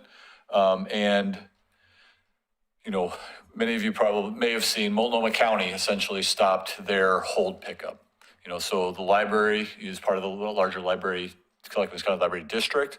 So there is coordination going on among the directors there. So we are trying to be consistent across the district. So there could be changes there as more discussion happens or more information becomes available. But right now we're comfortable with how we're operating at the moment. Do you get updates from the county, particularly on the status of our local hospital that's in Oregon City? Have we been plugged into any of that information? I mean, I know there's talk at the state level from OHSU and hospital capacity. I was just wondering, do we have any insight into our local hospital? I would have to go back and check. We still get the updates from Clackamas County Emergency Management as it relates to the COVID. I'm trying to recall if there was a hospital update recently. I was just wondering, I don't recall ever hearing an update from our local hospital that where if our residents had some issue, they would likely go, that's the nearest hospital, so I would assume they would go there. But it just kind of occurred to me, there's a lot of discussion about hospital capacity. On NPR today like a jillion times. Right, and it seems to be, it's different in every state, it's different in every county, there's some counties don't have hospitals, so it just made me think of it, and I just thought I would ask. I can look into that. Commissioner O'Donnell. Actually, Commissioner Lyle Smith, I couldn't agree with you more. It would be nice to know, do we have a COVID ward in Willamette Falls? I could tell you at my life-threatening moment, my personal one, I went there only to realize we're not a full-service hospital. So it'd be nice to know what we have available for local assets and what their occupancy rate is, and if they're prepared to deal with this at the local level, or if people should go immediately to a full-service hospital like 47th and Gleason or 217. So I think it's a good observation on your part. Okay, I don't see any other comments, so I think we'll move on to item 7C. And this is I titled it Recall Election Next Steps. I think there's lots of conversations going on, and I had a conversation with our attorney and Mr. Conkle about where we're at and our charter and the rules. And so I thought it would be a good idea to start with that and then give the commissioners a chance to kind of address where we're at on a community perspective. So Mr. Conkle? Okay, thank you. Commissioner President, evening again, commissioners. So the county is in the process of certifying the election. They're required by law to be certified no later than November 30th of this year for the recall vote. We are anticipating potentially getting that certification next week, right before Thanksgiving. Once it's certified, the city recorder will send a letter to both the mayor and the chief petitioner as to the results. So as per the charter, Chapter 3, Section 9A, the commission president shall perform the duties of mayor in the absence of that officer. In the absence of the mayor from the city or the inability of the mayor to act, the president of the commission shall have and exercise the power to perform all duties of the mayor. So it also included in the charter, also included in the charter is what the next steps are once the certification of the recall is complete. So right now, the next election will be March 9th of 2021. Candidates can apply for that election beginning at 8 a.m. on December 7th. That information will be available on our website and through the City of Oregon City Recorder's office. Applications close for that position on January 4th, 2021 at 5 p.m. And then the city recorder sends that information via a ballot statement to Clackamas County Election Office on January 7th of 2021. So then, as I said, Election Day is March 9th of 2021. We would expect the results from that election submitted back to the city by March 30th. The commission would ratify those results potentially on April 7th, and then you're potentially looking at an oath of office on April 21st of 2021. Did you mention the ratifying of that vote and not, you want to address that piece about not ratifying this one versus the recall? Yeah, yes. Bill, do you want to kind of explain the difference of why certifying, why the commission certifies some votes and not others? Yeah, it really ties back to the recall provision in the Constitution. It was adopted in, I think it was 1906, and the language of the Constitution essentially says that, let me see if I can, nope, I used to have it up. The officer shall continue to perform the duties of office until the result of the special election is officially declared. And so that comes from the county who says, here's the final vote. And so when that happens, that's when the recall is complete. Are you talking about the Oregon Constitution or the U.S. Constitution? You just said Constitution. I apologize, it's the Oregon Constitution. Thank you. So that is why there will not be There will not be any action taken by our city commission in early December following the certification of the vote. Correct.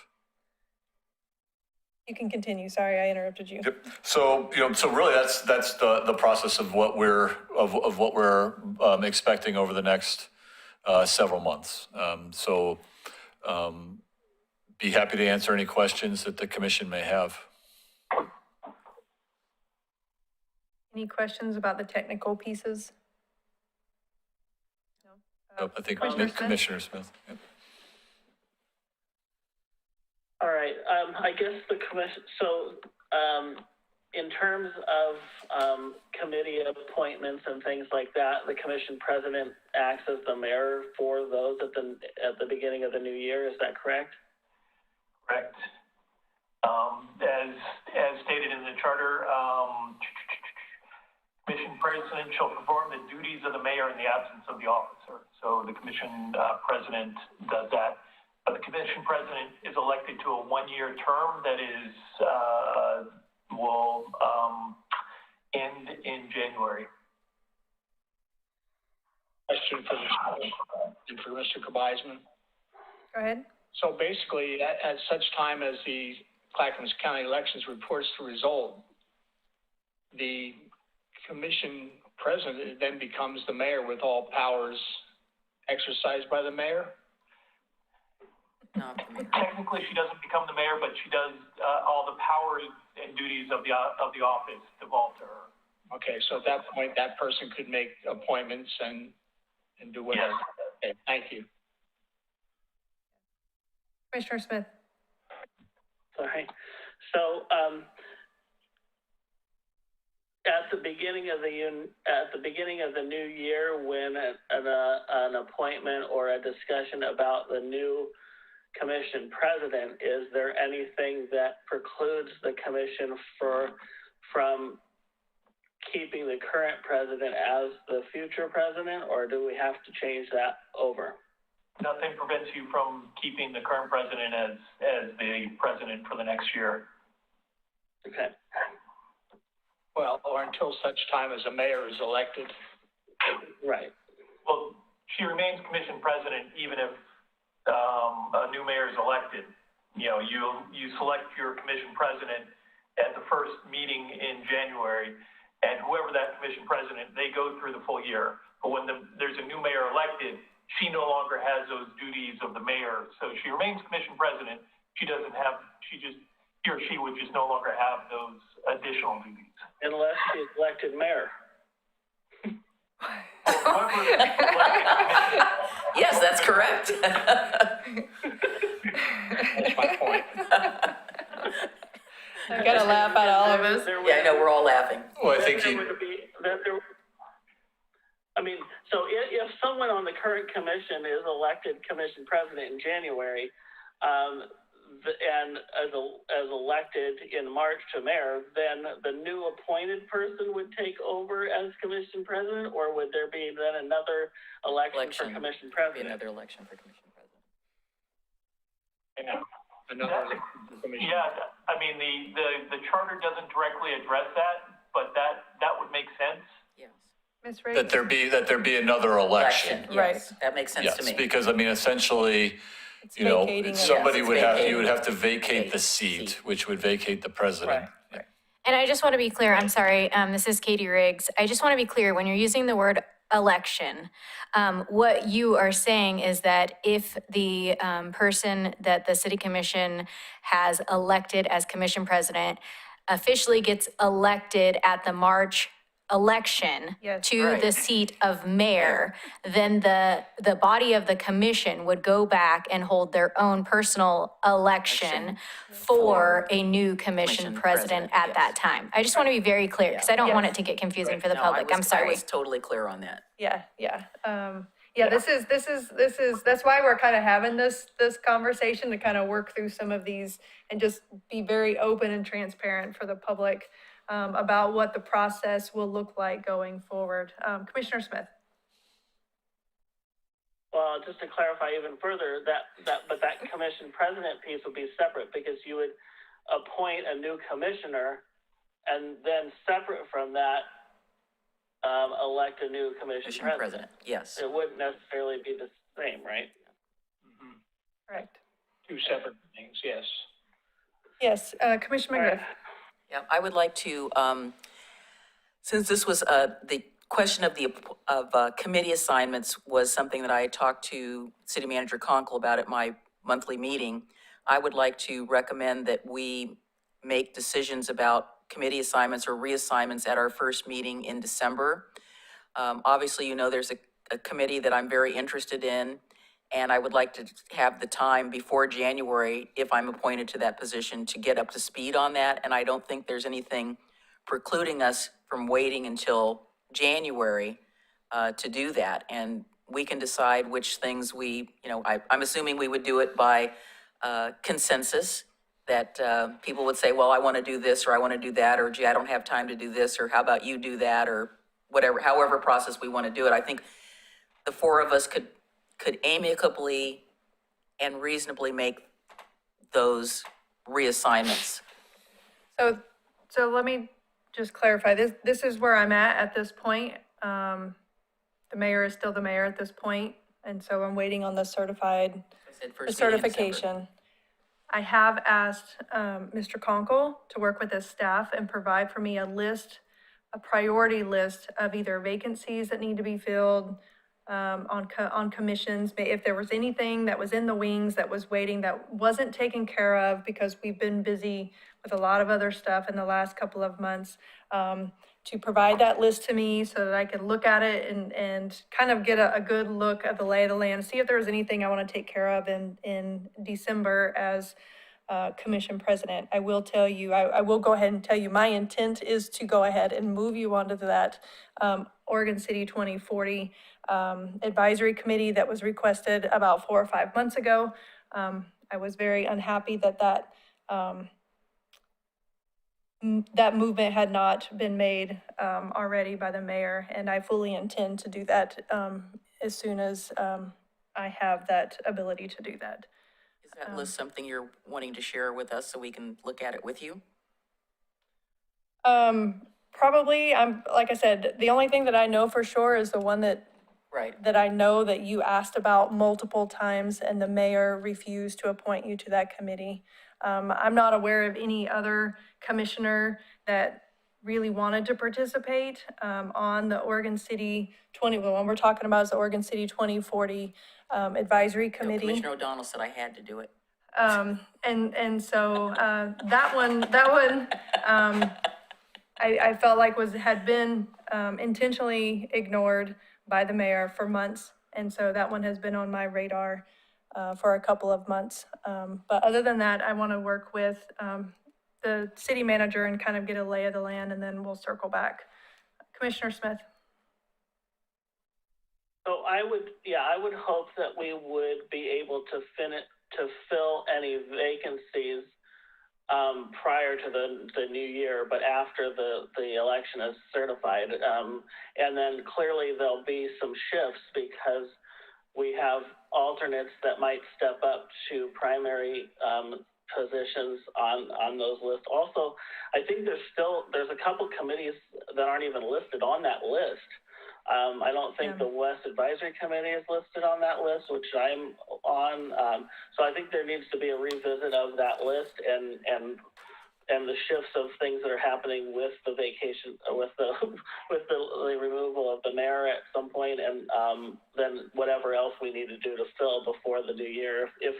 Especially if there's meetings that are happening, in December that are important meetings that the mayor might have attended, we need to make sure there's someone there representing us.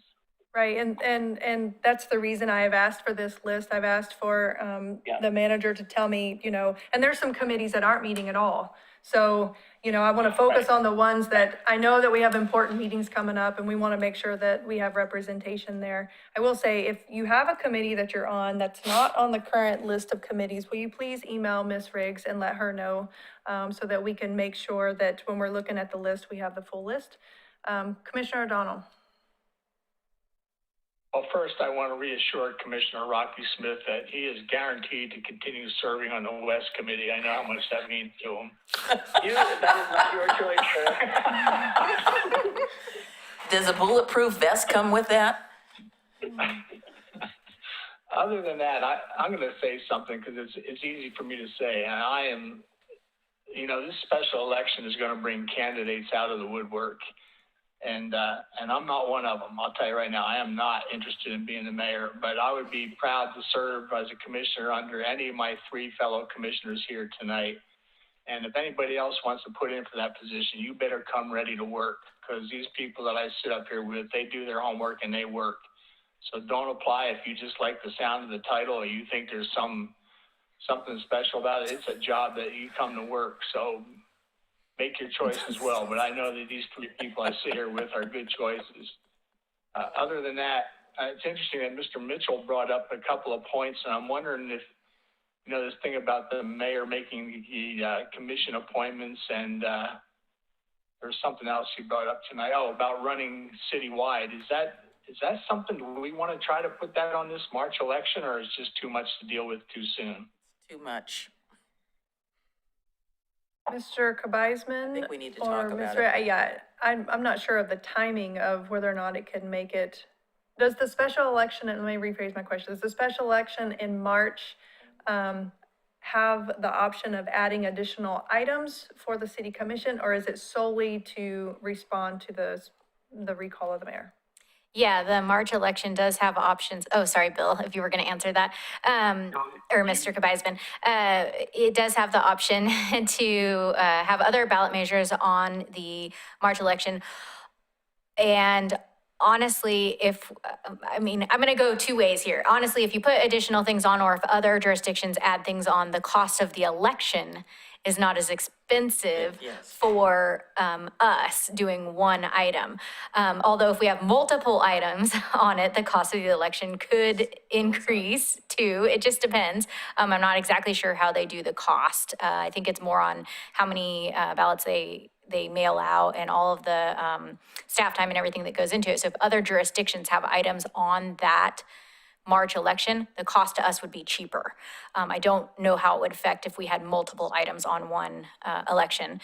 But the other piece I wanted to mention is, yes, it's a little bit of a short turnaround time if that's something that you wanted to get out to, I guess twofold. If you wanted to do actually a public engagement piece where you're actually going out and asking the citizens if this is something that they want, that's a real quick turnaround time to get that done. Because again, as you heard City Manager Conkle mention, that the deadline to get the information to Clackamas County is the beginning of January. Yeah. So, I mean, this is, and we're getting into the season, the holiday season and everything, and it's really tough. And it's going to be hard enough to get our notification out there and really advocate for folks to apply to be the upcoming mayor or run for mayor, and get that notice out there. The other piece I wanted to mention is just beside the fact, if you didn't want to get public input and you just wanted to move forward, again, it's, making sure that people understand it fully and what they're voting for so that they will vote in general, not necessarily for or against, but just in general that they will come out and vote, because a lot of people, if they don't understand something, they will not vote at all. Yeah, and Katie, I honestly feel that as far as the public engagement, that can occur at the time of the election. I mean, the questions are, do you want to change from district elections, position elections to citywide? And do you want to allow some variation on the committee appointments, either no longer being made strictly by the mayor? And then, of course, the problem there is there's multiple choices. You could have the mayor, you could have the full commission, or you could have the mayor with ratification by the commission, and that one gets a little bit more complex. So I just thought I'd throw it out there because I like efficiencies. If I'm going to pay for an election, I like to get as much in it as possible and avoid another special election. I also don't want to dilute the election we're already going to have, so I'll abide by whatever people think. Mr. Kabizman, did you have anything else to add to what Ms. Riggs said? No, the only thing I would, I certainly understand the cost of the election is an important consideration, but it is a tight timeline with early January, and given that we're going into the holiday season, things always seem rushed at the end of the year, and so we want to make sure we get it right. And so we can certainly do it. It's really a matter of what the commission wants to do. Yeah, I think it's a big topic. And I think it comes down to, and City Manager Conkle and I were talking about this, it's like, is it an item that the City Commission wants to push as an agenda? This is one of our goals to say, we want to make charter revisions, and therefore, what are those revisions? What's the best process to do that? And really take the lead, or how much of a public involvement process do you want the whole thing to be? I do think we could, I'm not sure I don't think that we could do it justice to try to rush it through for March. I would agree. I think we would just run the risk of maybe doing a bad job, and it's a big deal. So I think it would be really important to get it right. And I also think, we've been marching on this, we want public input, we want public input, we want public input. So why would we? So why would we not take public input on this? So, Exactly. I think it would be a really great, goal for the next biennium to say that we want to tackle the charter. There are other charter, edits that could be improved, like, the term of, the 10-year term, the clock of that, how many terms you can serve within 10 years. That language is very confusing. We've had recent conversations about that. We could clean up that language. There's also a line in there about urban renewal, that was put in as a result of the vote back in 2016. That was overturned by the courts. That line no longer really applies. It doesn't even need to be in the charter. I mean, that would be kind of like a housekeeping cleanup. So there's a few things if we wanted to really dive into charter amendments. Commissioner Lowe-Smith, there's also a really big one with a pronoun. Yes, The there charter is. refers to Okay. he, everywhere. So, And I know the city of Portland is making a minor change to their charter to eliminate Right. that, but they're not going to vote because it's a housekeeping issue. Right. So, I would propose that we put this as a topic. I keep feeling like we're adding, our goals retreat is It's going gonna to be be like like 5 days long. 5 days, 5 days long. But it's an item that we can discuss as to what we want to do with it and how swiftly, and we could discuss how swiftly and how big or how small we want to tackle the charter edits. I mean, the things that we talked about tonight could be, short and sweet, and these are the only two that we decide to tackle, versus housekeeping item, the cleanup things that, and there's different approaches to it as well. I could see, for the goal setting, we don't have to agree on what we're going to change and what the language is going to be. It can be that this is a goal that we have, and we want to have some work sessions amongst the commission with some public involvement, or we want to have a charter committee that's going to help us Right. work through the right. I mean, those are Right. So while we're adding a lot of things, we don't have to solve them all. Right. We just have to No. prioritize them. All right, Commissioner O'Donnell is gray on his video, so I can't see if there's any thumbs up or head nods, but, That's a ceiling, I think. does that sound okay to? It's, me, I believe in moving on things and getting them done, but, this is the government way to bog down and make it long and slow. So you have spoken as a commission, and I'll abide by it. Okay. Right. Are there any other comments on this recall election? I did have one other note. I feel like the role of the mayor position versus the role of commissioners, I don't know if blurred is the right word, but I feel like a revisit to the role of the mayor. And, because a lot of the discussion about the investigation of the mayor and the stuff out there was what he did or didn't do, or acting on his own, signing a letter, doing this. And, I feel like it's a topic that would be worthy of at least kind of a shortish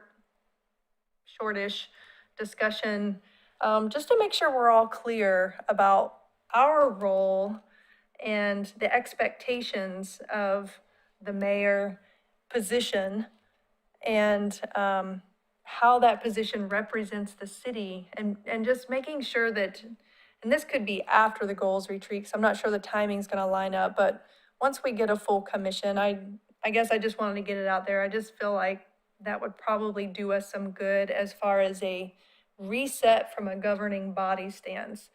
Just to make sure that we're all on the same page, just because there was a lot said about, we didn't like that the mayor did this, or we didn't like that the mayor, and you know, some of them are pretty easy.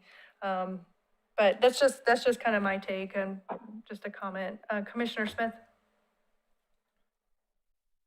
So I don't know if this is part of that conversation, but if it's not, it probably needs to be another conversation, which is this question about the boards and committees handbook and what that applies to.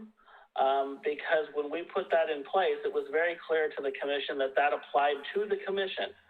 But in this latest investigation, it was implied that maybe it really doesn't, because is the commission really a board or a committee? And that kind of shocked me when I knew that manual was really written for the commission and ethics that we were, as a commission, trying to uphold based on the past issues in some of the things that have happened in the city. So I really think that dialogue is part of that, and clarifying things in that manual, and really clarifying that applies to all boards and committees, including the commission, and maybe that's the way where we can clarify some of those things.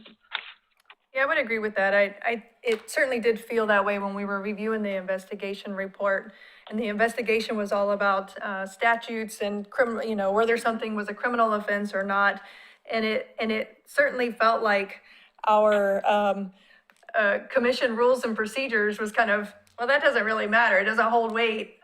Whereas it does, we felt like it did hold weight, and that was the point. And that was the whole point, and it wasn't represented in the investigation report. I agree with you. I felt like it was just kind of Glossed over. Yeah, it was kind of glossed over as this thing that doesn't really mean much, but it means a lot to us. And yeah. Commissioner O'Donnell, do you have anything to add?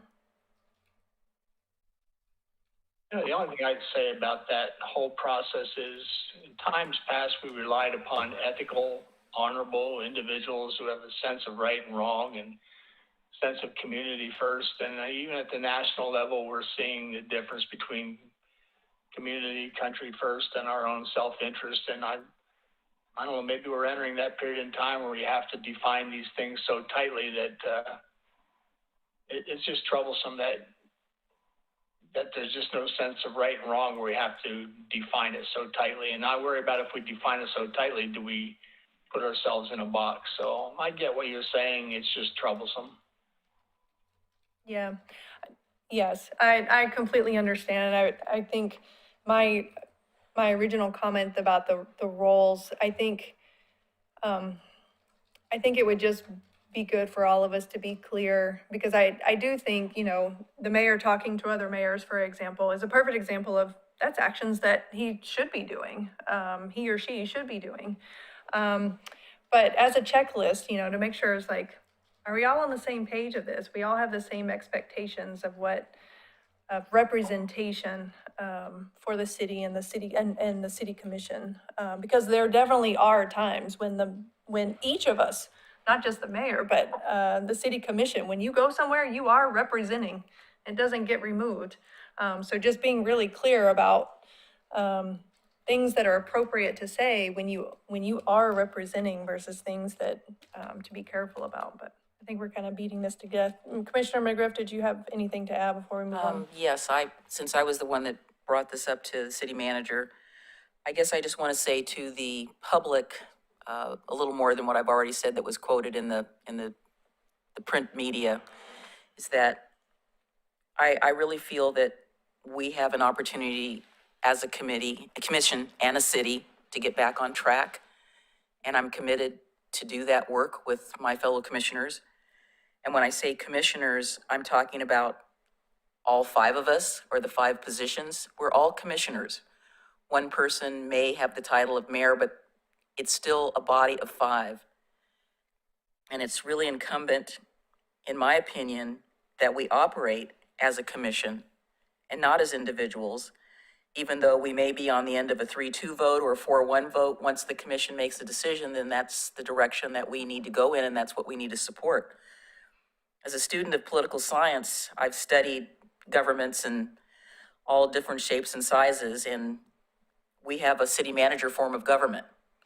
The city manager is the person that is the leader of our city, and we as a commission operate as his or her governing body.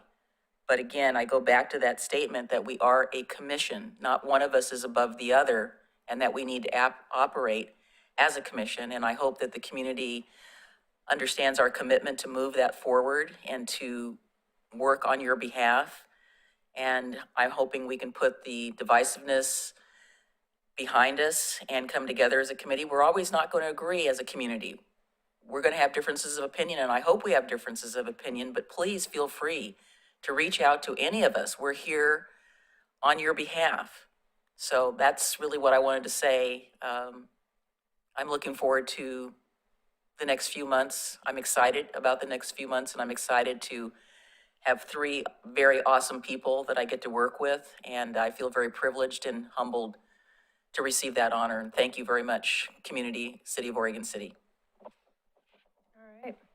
And on that positive note, I think we'll end this discussion and move to 7D, the item that we talked quite a lot about earlier but didn't quite resolve, and that was the debt relief program.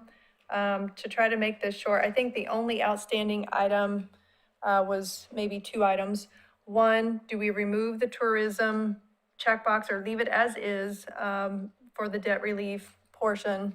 And 2, Mr. Conkle brought up at the end a potential addition of other funds. So the question is,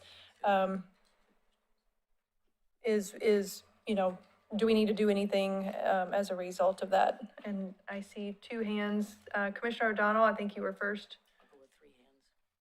I simply want to refresh everyone's memory, and I'm cursed with a good memory. Mr. Graham came before us, and he asked, and we specified to him, in fact, Commissioner Rachel Lyle Smith threw out a number of $175,000 for debt relief and $100 for Reimagine Oregon City. And I know Mr. Graham wanted the latitude to do with that as he wished. He also said that if he did not utilize the Reimagine funds as of December 1st, we would free those up.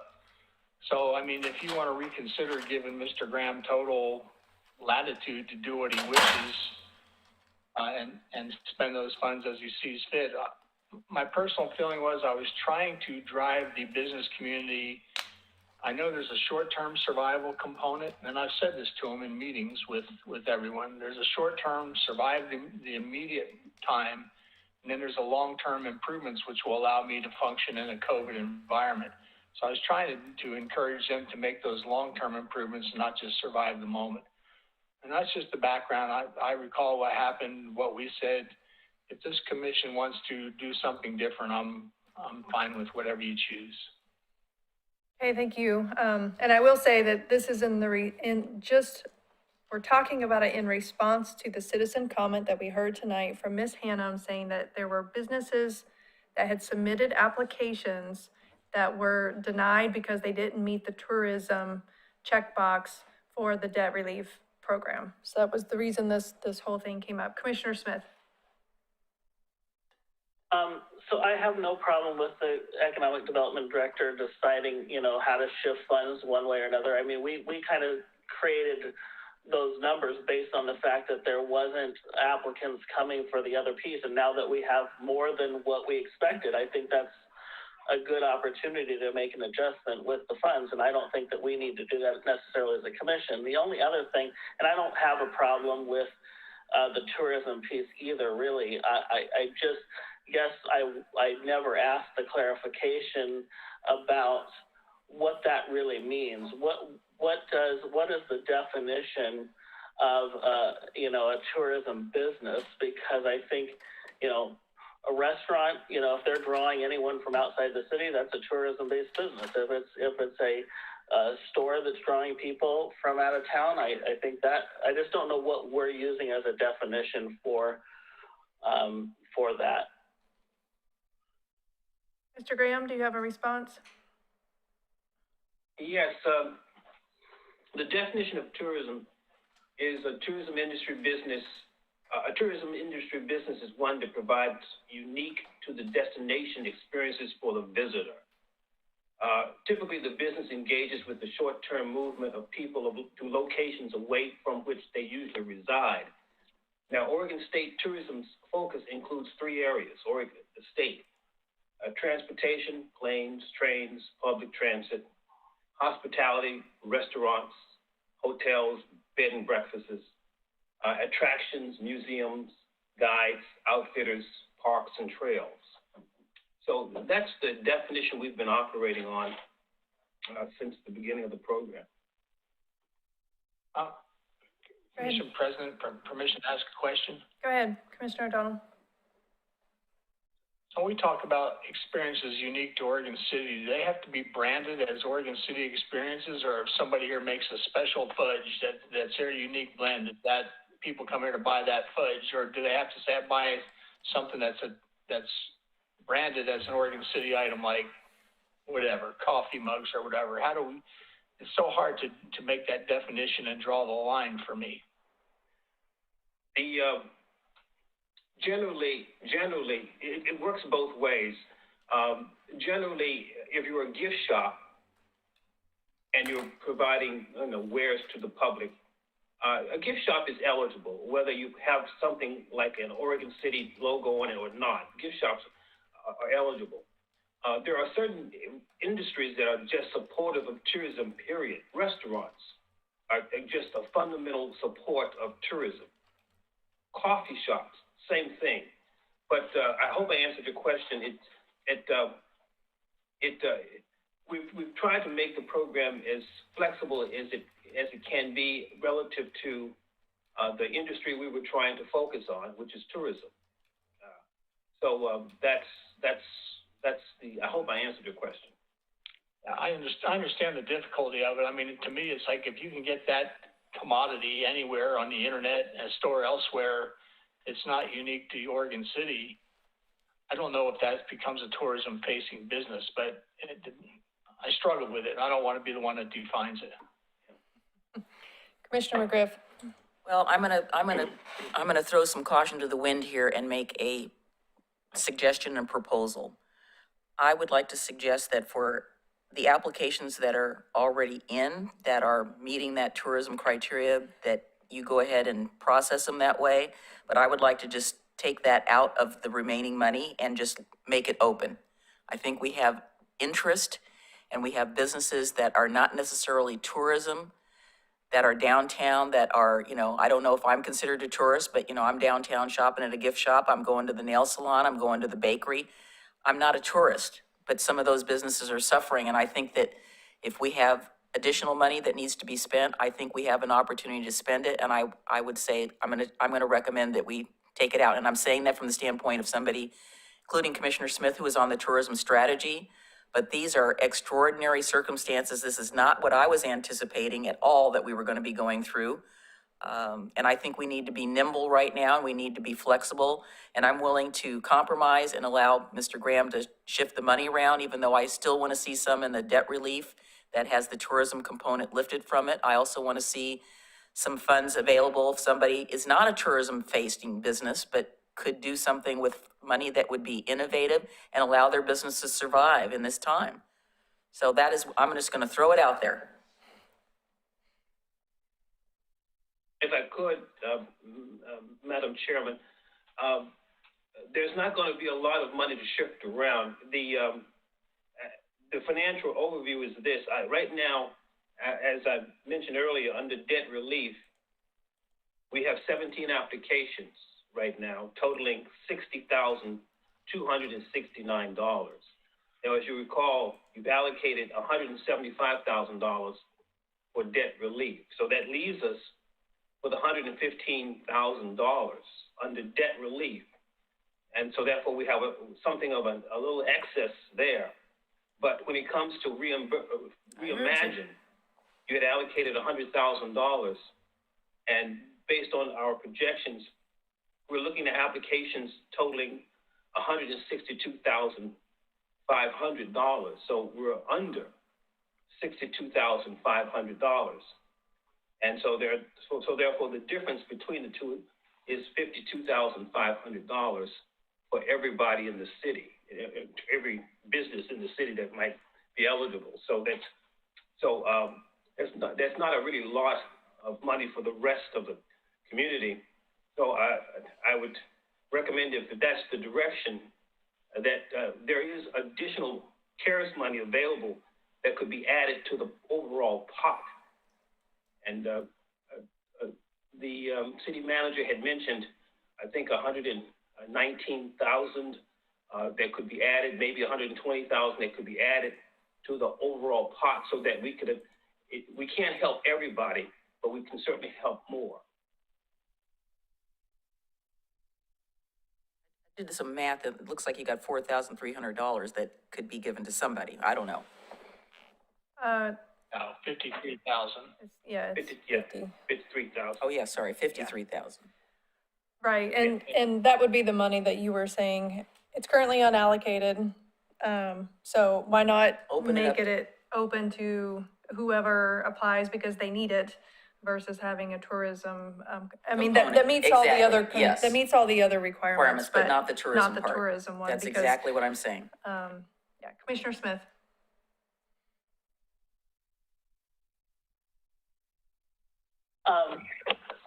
I think our economic development director should do what he thinks is what he needs to do. I don't know that we need to define that. I think he has the flexibility. He put the program together, and I don't feel like we necessarily have to go micromanage all that. So I would say leave it as it is, and he can do what he sees fit. So, Mr. Graham, I have a question for you. If you add another $120,000 to that pot, do you think you can get enough applications that check the tourism box to spend that money by December 31st? Check the tourism box? Yeah. To check the tourism box, for debt relief, I would say it would be tough, I think, for debt relief. I think that, to answer your question more directly, if we added more money to allow everyone to, all the other businesses, as Commissioner McGriff had mentioned, you would have more money to address that, her desire to help more people. Because keep in mind, when it comes to Reimagine, at the Reimagine Opportunity Fund, we are underwater based on the allocation of $100,000. So we're underwater by $62,500. So I would have to take money to make sure that, first of all, whatever money's left in that pot, in the existing pot, I would have to make sure I cover the underwater that we have. So adding money to this overall pot is going to be necessary, really, to address not only the underwater portion, but also to address all the other things that's discussed here. Well, I guess I don't agree with you, because we just did the numbers, and we've said that you can move all the pots around and you can adjust the funds, and there was $54,000 or $53,000 currently unspent. So I think we're all in agreement of you moving and shifting the money around. To me, it's all one pot, and you can shift the money around however you want to. At the end of the day, we're talking about whether or not, two things, whether or not the tourism requirement, and if there's an additional $100,000 that could go to the communities, and we're currently not spending $50,000 of the current pot that has the tourism requirement, I feel like we should remove that requirement just so that we can support our businesses. And move that money. And move the money. And that's my whole goal. I agree with Commissioner McGriff, and I'm totally fine with you shifting money around and from 100 to, but Yeah, yes. I'm agreeing with you. Go do all of that. It's that simple. It is that simple to me. But I don't want the tourism checkbox to keep us from Getting the money out the door. And right now, if you move all that money and shift it around and you do it how you want, there's still $50,000 that is currently unallocated, and a potential additional $110,000 or $120,000 that we could add to that unspent pot of money. And I just want to make sure we support our local businesses. And if the tourism checkbox it sounded like it was preventing some businesses. It won't prevent all, but it sounded from Ms. Hannum that there were some businesses who could really use that money that were not able to get that money. So that's all I wanted to do was open up that door a little bit wider. And especially if we have more money, I'm not convinced that we could get enough applications with the tourism checkbox to actually spend all that money. And I would rather make sure we support all of our businesses who might be on the verge. You gotta remember when we started this, there wasn't another 2-week freeze. I mean, when we started this conversation in early November, this wasn't even on our radar. And I know that there are businesses that are like, I can't handle another shutdown. Like they ramped up business and poured a lot of money to get up and running. And now they just have to shut it all down again. And I don't have a lot of confidence that it's only gonna be 2 weeks. And so, anyway, that's my spiel of where I'm at. I just want to support our businesses and make sure that we have enough flexibility in this program to support them and spend the money, since we have it. I'm not going to repeat what you said, but Okay, I wanted to, Commissioner I McGovern. appreciate the fact that Mr. Graham is being extremely optimistic with the 162,000 possible applicants. So, I mean, these people haven't passed the test yet, so you're saying that that's the maximum if everybody meets all the standards and they get everything. So that there could be the opposite, which is not everybody that's applied is going to pass through that gateway. So I'm just trying to be as expansive as I possibly can in terms of, okay, so maybe there's 162,000 that could be allocated, but maybe it's less. We don't know. They've got to meet all the standards. They've got to go through the process. You've got to evaluate the applications, and maybe 10% of that number isn't going to make it. So I just want to be realistic about it. Commissioner O'Donnell or Commissioner Smith, you can see, you heard that Commissioner McGriff and I are kind of on the same page. Where are you at on this? I don't think I'm on a different page. If the economic development director says that that's what he wants to do, I support it. I don't think we should be driving that. It's up to him. Well, I think we're trying to respond to the community input we've received, not only from the testimony today, but I've got hammered on this over this last week. What I'm saying is I agree with both of you. If that's what the economic development director wants to do. So if he asks for us to do that, that's what I'll support.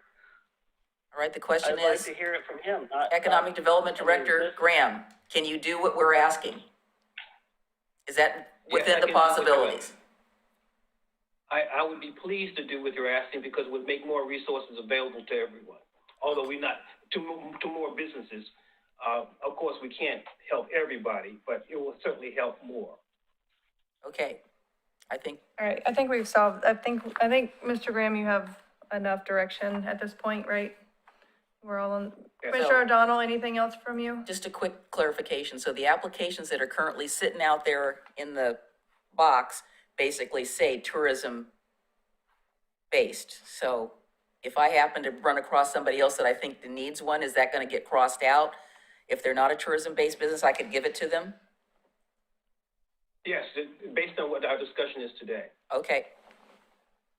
Commissioner O'Donnell, anything, final word from you? I guess I get the final word. Yes. Well, you know, I sat in on that meeting, and I think Mr. Graham's done a commendable job. I've listened to the businesses. I just got another letter from Victoria Mining, and, you know, I mean, I struggle with this because the program was announced 2 weeks before it even became a reality, and it was out there for 6 weeks before we had our last, what I think is productive meeting. So I also want to say that the businesses themselves have a role in successfully procuring these funds. I mean, do what the requirements say, provide your profit and loss statement, do what you need to do. I just saw a thing from Victoria that says, and I made this suggestion, if you have a major project and you can't complete it before the December 30th, then break it down into components and let us finance that portion of it that you can complete within the allowable time frame. So everybody has a role in this, including the business entities that are putting in for it. So I think Mr. Graham's done a commendable job with a difficult program, but everybody has to do their part. So that's all I have to say about it. I would agree with that. All right, we're gonna move on and leave the general business section of our agenda that got expanded by 4 or 5 times. and move on. I had pulled 8C from the consent agenda, which was modifying the Public Works Engineering fee schedule. And so I guess I'll start since I pulled it. My concern with that one was I felt like we were jumping the gun a little bit because it talks about removing the fee of the geologic waiver, which that decision hasn't been made on the waiver because we haven't had the public hearings on it as part of this process. So I was a little bit confused. And maybe I'm just confused on this. Mr. Lewis? Thank you. The waiver is a practice that we have been implementing for years. That is in our review of the code isn't in the code. So we took our first run at this with the Planning Commission, included waiver language to incorporate code that matched some practice.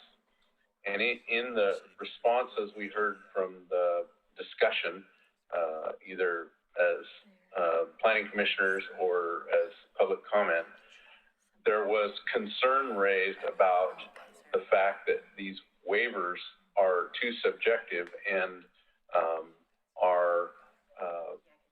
that they didn't have the review process that the public felt was needed. And as we heard that and we took that back and talked through it with, actually it was Carrie, I don't know if Bill is familiar with this at all, but we looked pretty hard at the code and our thoughts about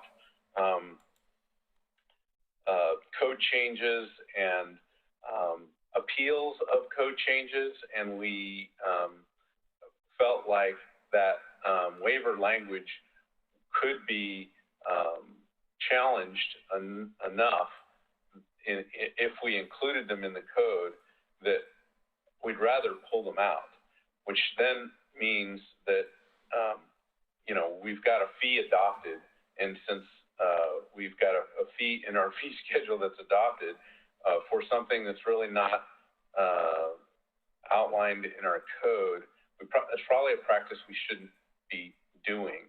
And so right now, our proposal has our revised proposal, the proposal that the Planning Commission adopted and that we're bringing before you, doesn't include the provisions for a waiver. And so, and our current code doesn't have provisions for a waiver. So we've got a fee without and a practice that's been longstanding but hasn't been supported. So we just figured if we're not going to utilize that waiver program any further, then we shouldn't have a fee for it. And we were changing the fee schedule and wanting to include this reinspection fee for the erosion control. That's why we pulled it out. Okay. Does that make sense? Yes, and that is super confusing, so I'm not surprised that I didn't follow it in the staff report. So in the fee schedule, it's not a red line version, so it doesn't show, there was a couple of fees highlighted, but there's not a fee listed here that's being removed, but that's what you're saying that is happening? Yeah, yes. Okay. Yes, that's correct. I'm sorry, I'm just trying to put the two and two together between the waiver being in our earlier item. Anyway, it's confusing, but I think I'm okay. Is there any other questions? Nope, I'm good. All right, so I was the only one confused with that item. So, do we have a motion on this one since I pulled it from the agenda? Yes, I'd like to move that we approve its resolution 20-36, modifying the Public Works Engineering fee schedule. Second. Right, Ms. Riggs? Commissioner Frank O'Donnell, Aye. Commissioner Rocky Smith, Aye. Commissioner Denise McGriff, Aye. and Commission President Rachel Lau Smith. Aye. Motion passes. Thank you. Is there a motion for consent agenda? Go ahead, Frank. Go ahead. I'll just, you're fine. Oh, you go right ahead, sir. Can we get a motion? It is no. 9:35. Move to approve the consent agenda. Seconded. All right, can you please call the roll?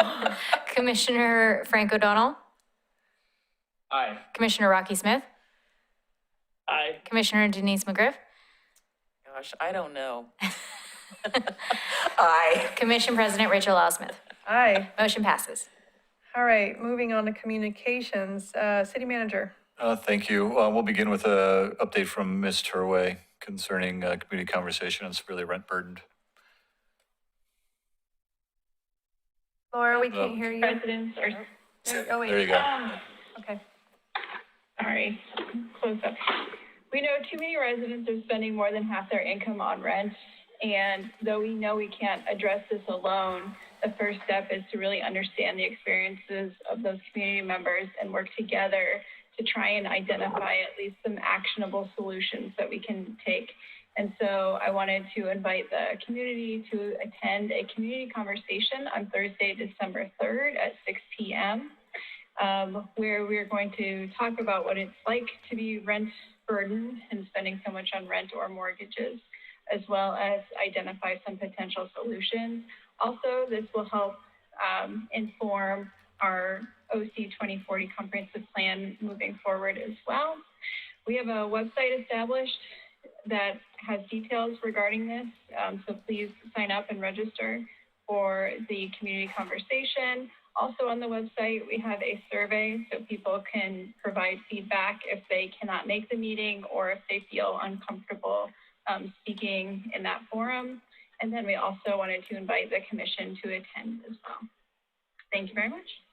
Commissioner Smith? I think he has a question for you. How long does that last? Because isn't that the same night as the urban renewal conversation that I'm hosting?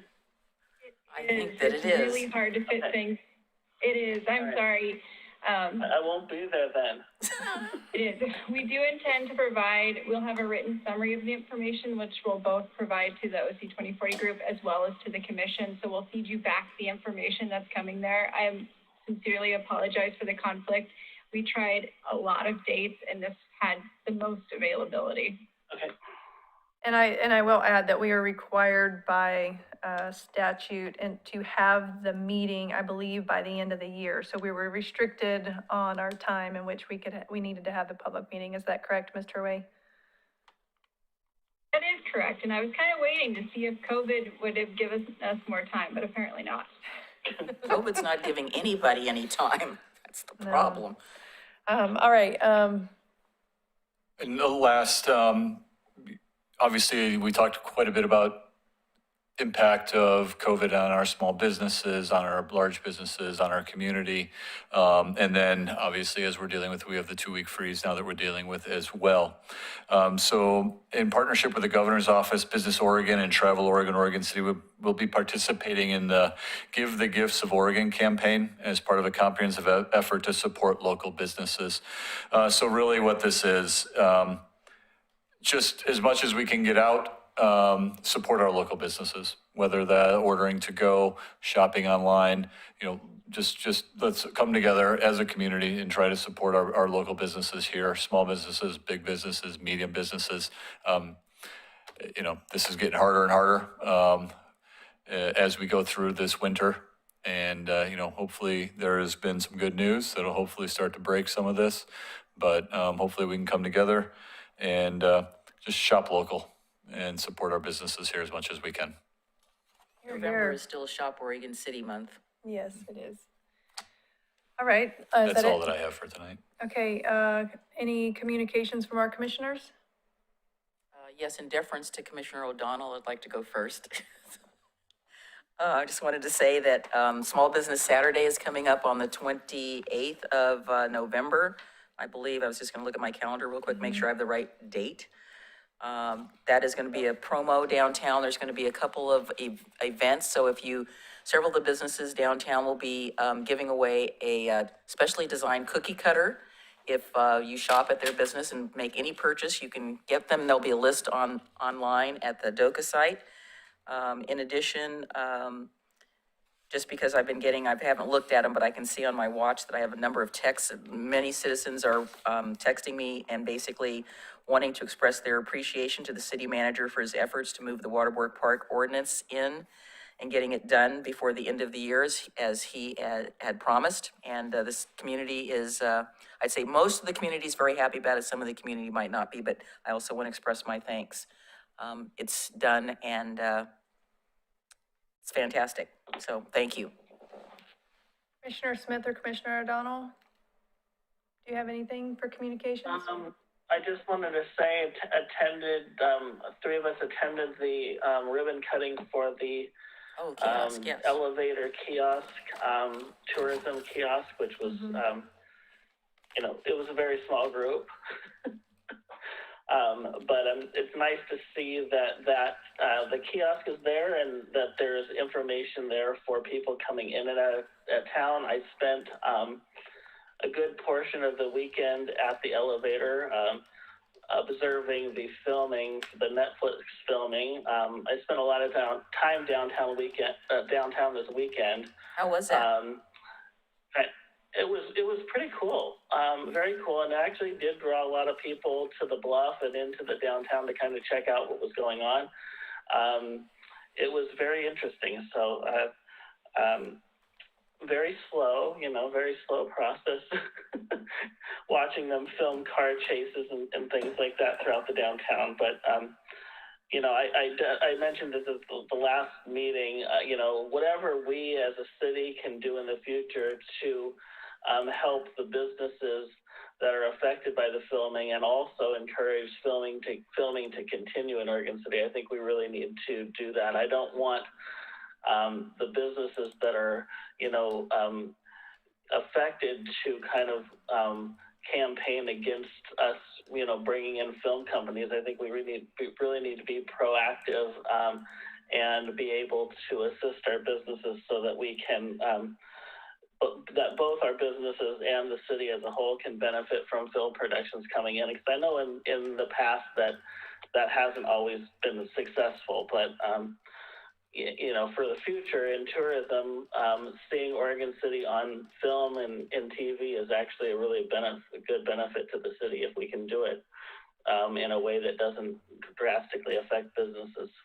Is there any way we could add a clause in our permitting to say that they really need to make an effort to compensate the businesses?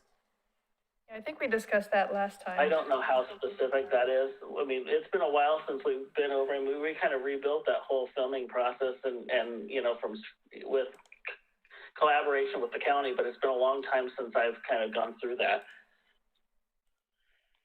Commissioner O'Donnell? I guess I'd simply say that knowing the importance of having our business community survive, most of my efforts have been in either attending a joint meeting with DOCA and Chamber or interaction with James Graham, and I think you've heard the results of that in my previous input earlier tonight. And other than that, I'll yield whatever time I have back to Commissioner McGriff in case she needs the last word. All right. A couple of items that I have. I just wanted to remind the commissioners, the Oregon City Westland pedestrian and bicycle bridge project is kicking off. This is actually led by ODOT. You should have received an email as to whether or not you want to volunteer to be on a project advisory committee. You can get back to Tony, our city manager, on that. I can say, if any of you are worried about it, I am pretty plugged into the transportation items on the I-205 bridge, so it might be a good fit for me to participate, but I'm not sure at this moment. So if any of you are eager, feel free to email the city manager. I'd be happy to be your alternate if you need one. Okay, Commissioner Smith, did you have something? Yeah, I have an interest too. I just have no idea when the meetings are planned. I assume since it's ODOT, it'll be during the workday when no one can attend. Yeah, we're looking into that, so hopefully we'll have an answer from ODOT in the next day or two as to what they anticipate those meeting times to be. We can get more information. I just kind of wanted to put that out there. I know the public is really interested and we definitely want to be involved. I talked to Mayor Axelrod from West Lynn this morning. I know he's exiting, but he is still very interested in this project. And moving on. So is the mayor-elect. Yeah, I have not spoken to the mayor-elect. He was on the call, but he or she. Yeah, Jules. Was in the waiting room on that meeting. Anyway, the Clackamas County Housing Authority Board, just a reminder, they are still accepting applications. I know Commissioner McGriff, you had mentioned an interest in participating in the housing community conversations. So this would be with Clackamas County. I think it'd be a really good fit. We definitely want to be a part of those conversations. So I would encourage you all to participate. Could I ask the city manager Yes. to let me know how I might be able to participate in that? Who would I need to reach out to, or should I have you reach out? Yeah, I think I can follow up with you. Okay. Yeah, I don't remember exactly in that There's an email application which process, one. I believe, and Yeah. a selection. So last but not least, I think we're at the end. We do have an executive session scheduled after this meeting. However, it is almost 9:50. I'm not sure that we have the brain power at this point in time to give it its due diligence, so I'm looking to input from the rest of the commissioners or from the city manager. Is there anything pressing that this needed to happen tonight? Is it short and sweet? I ate a whole bar of chocolate, so I'm good to go.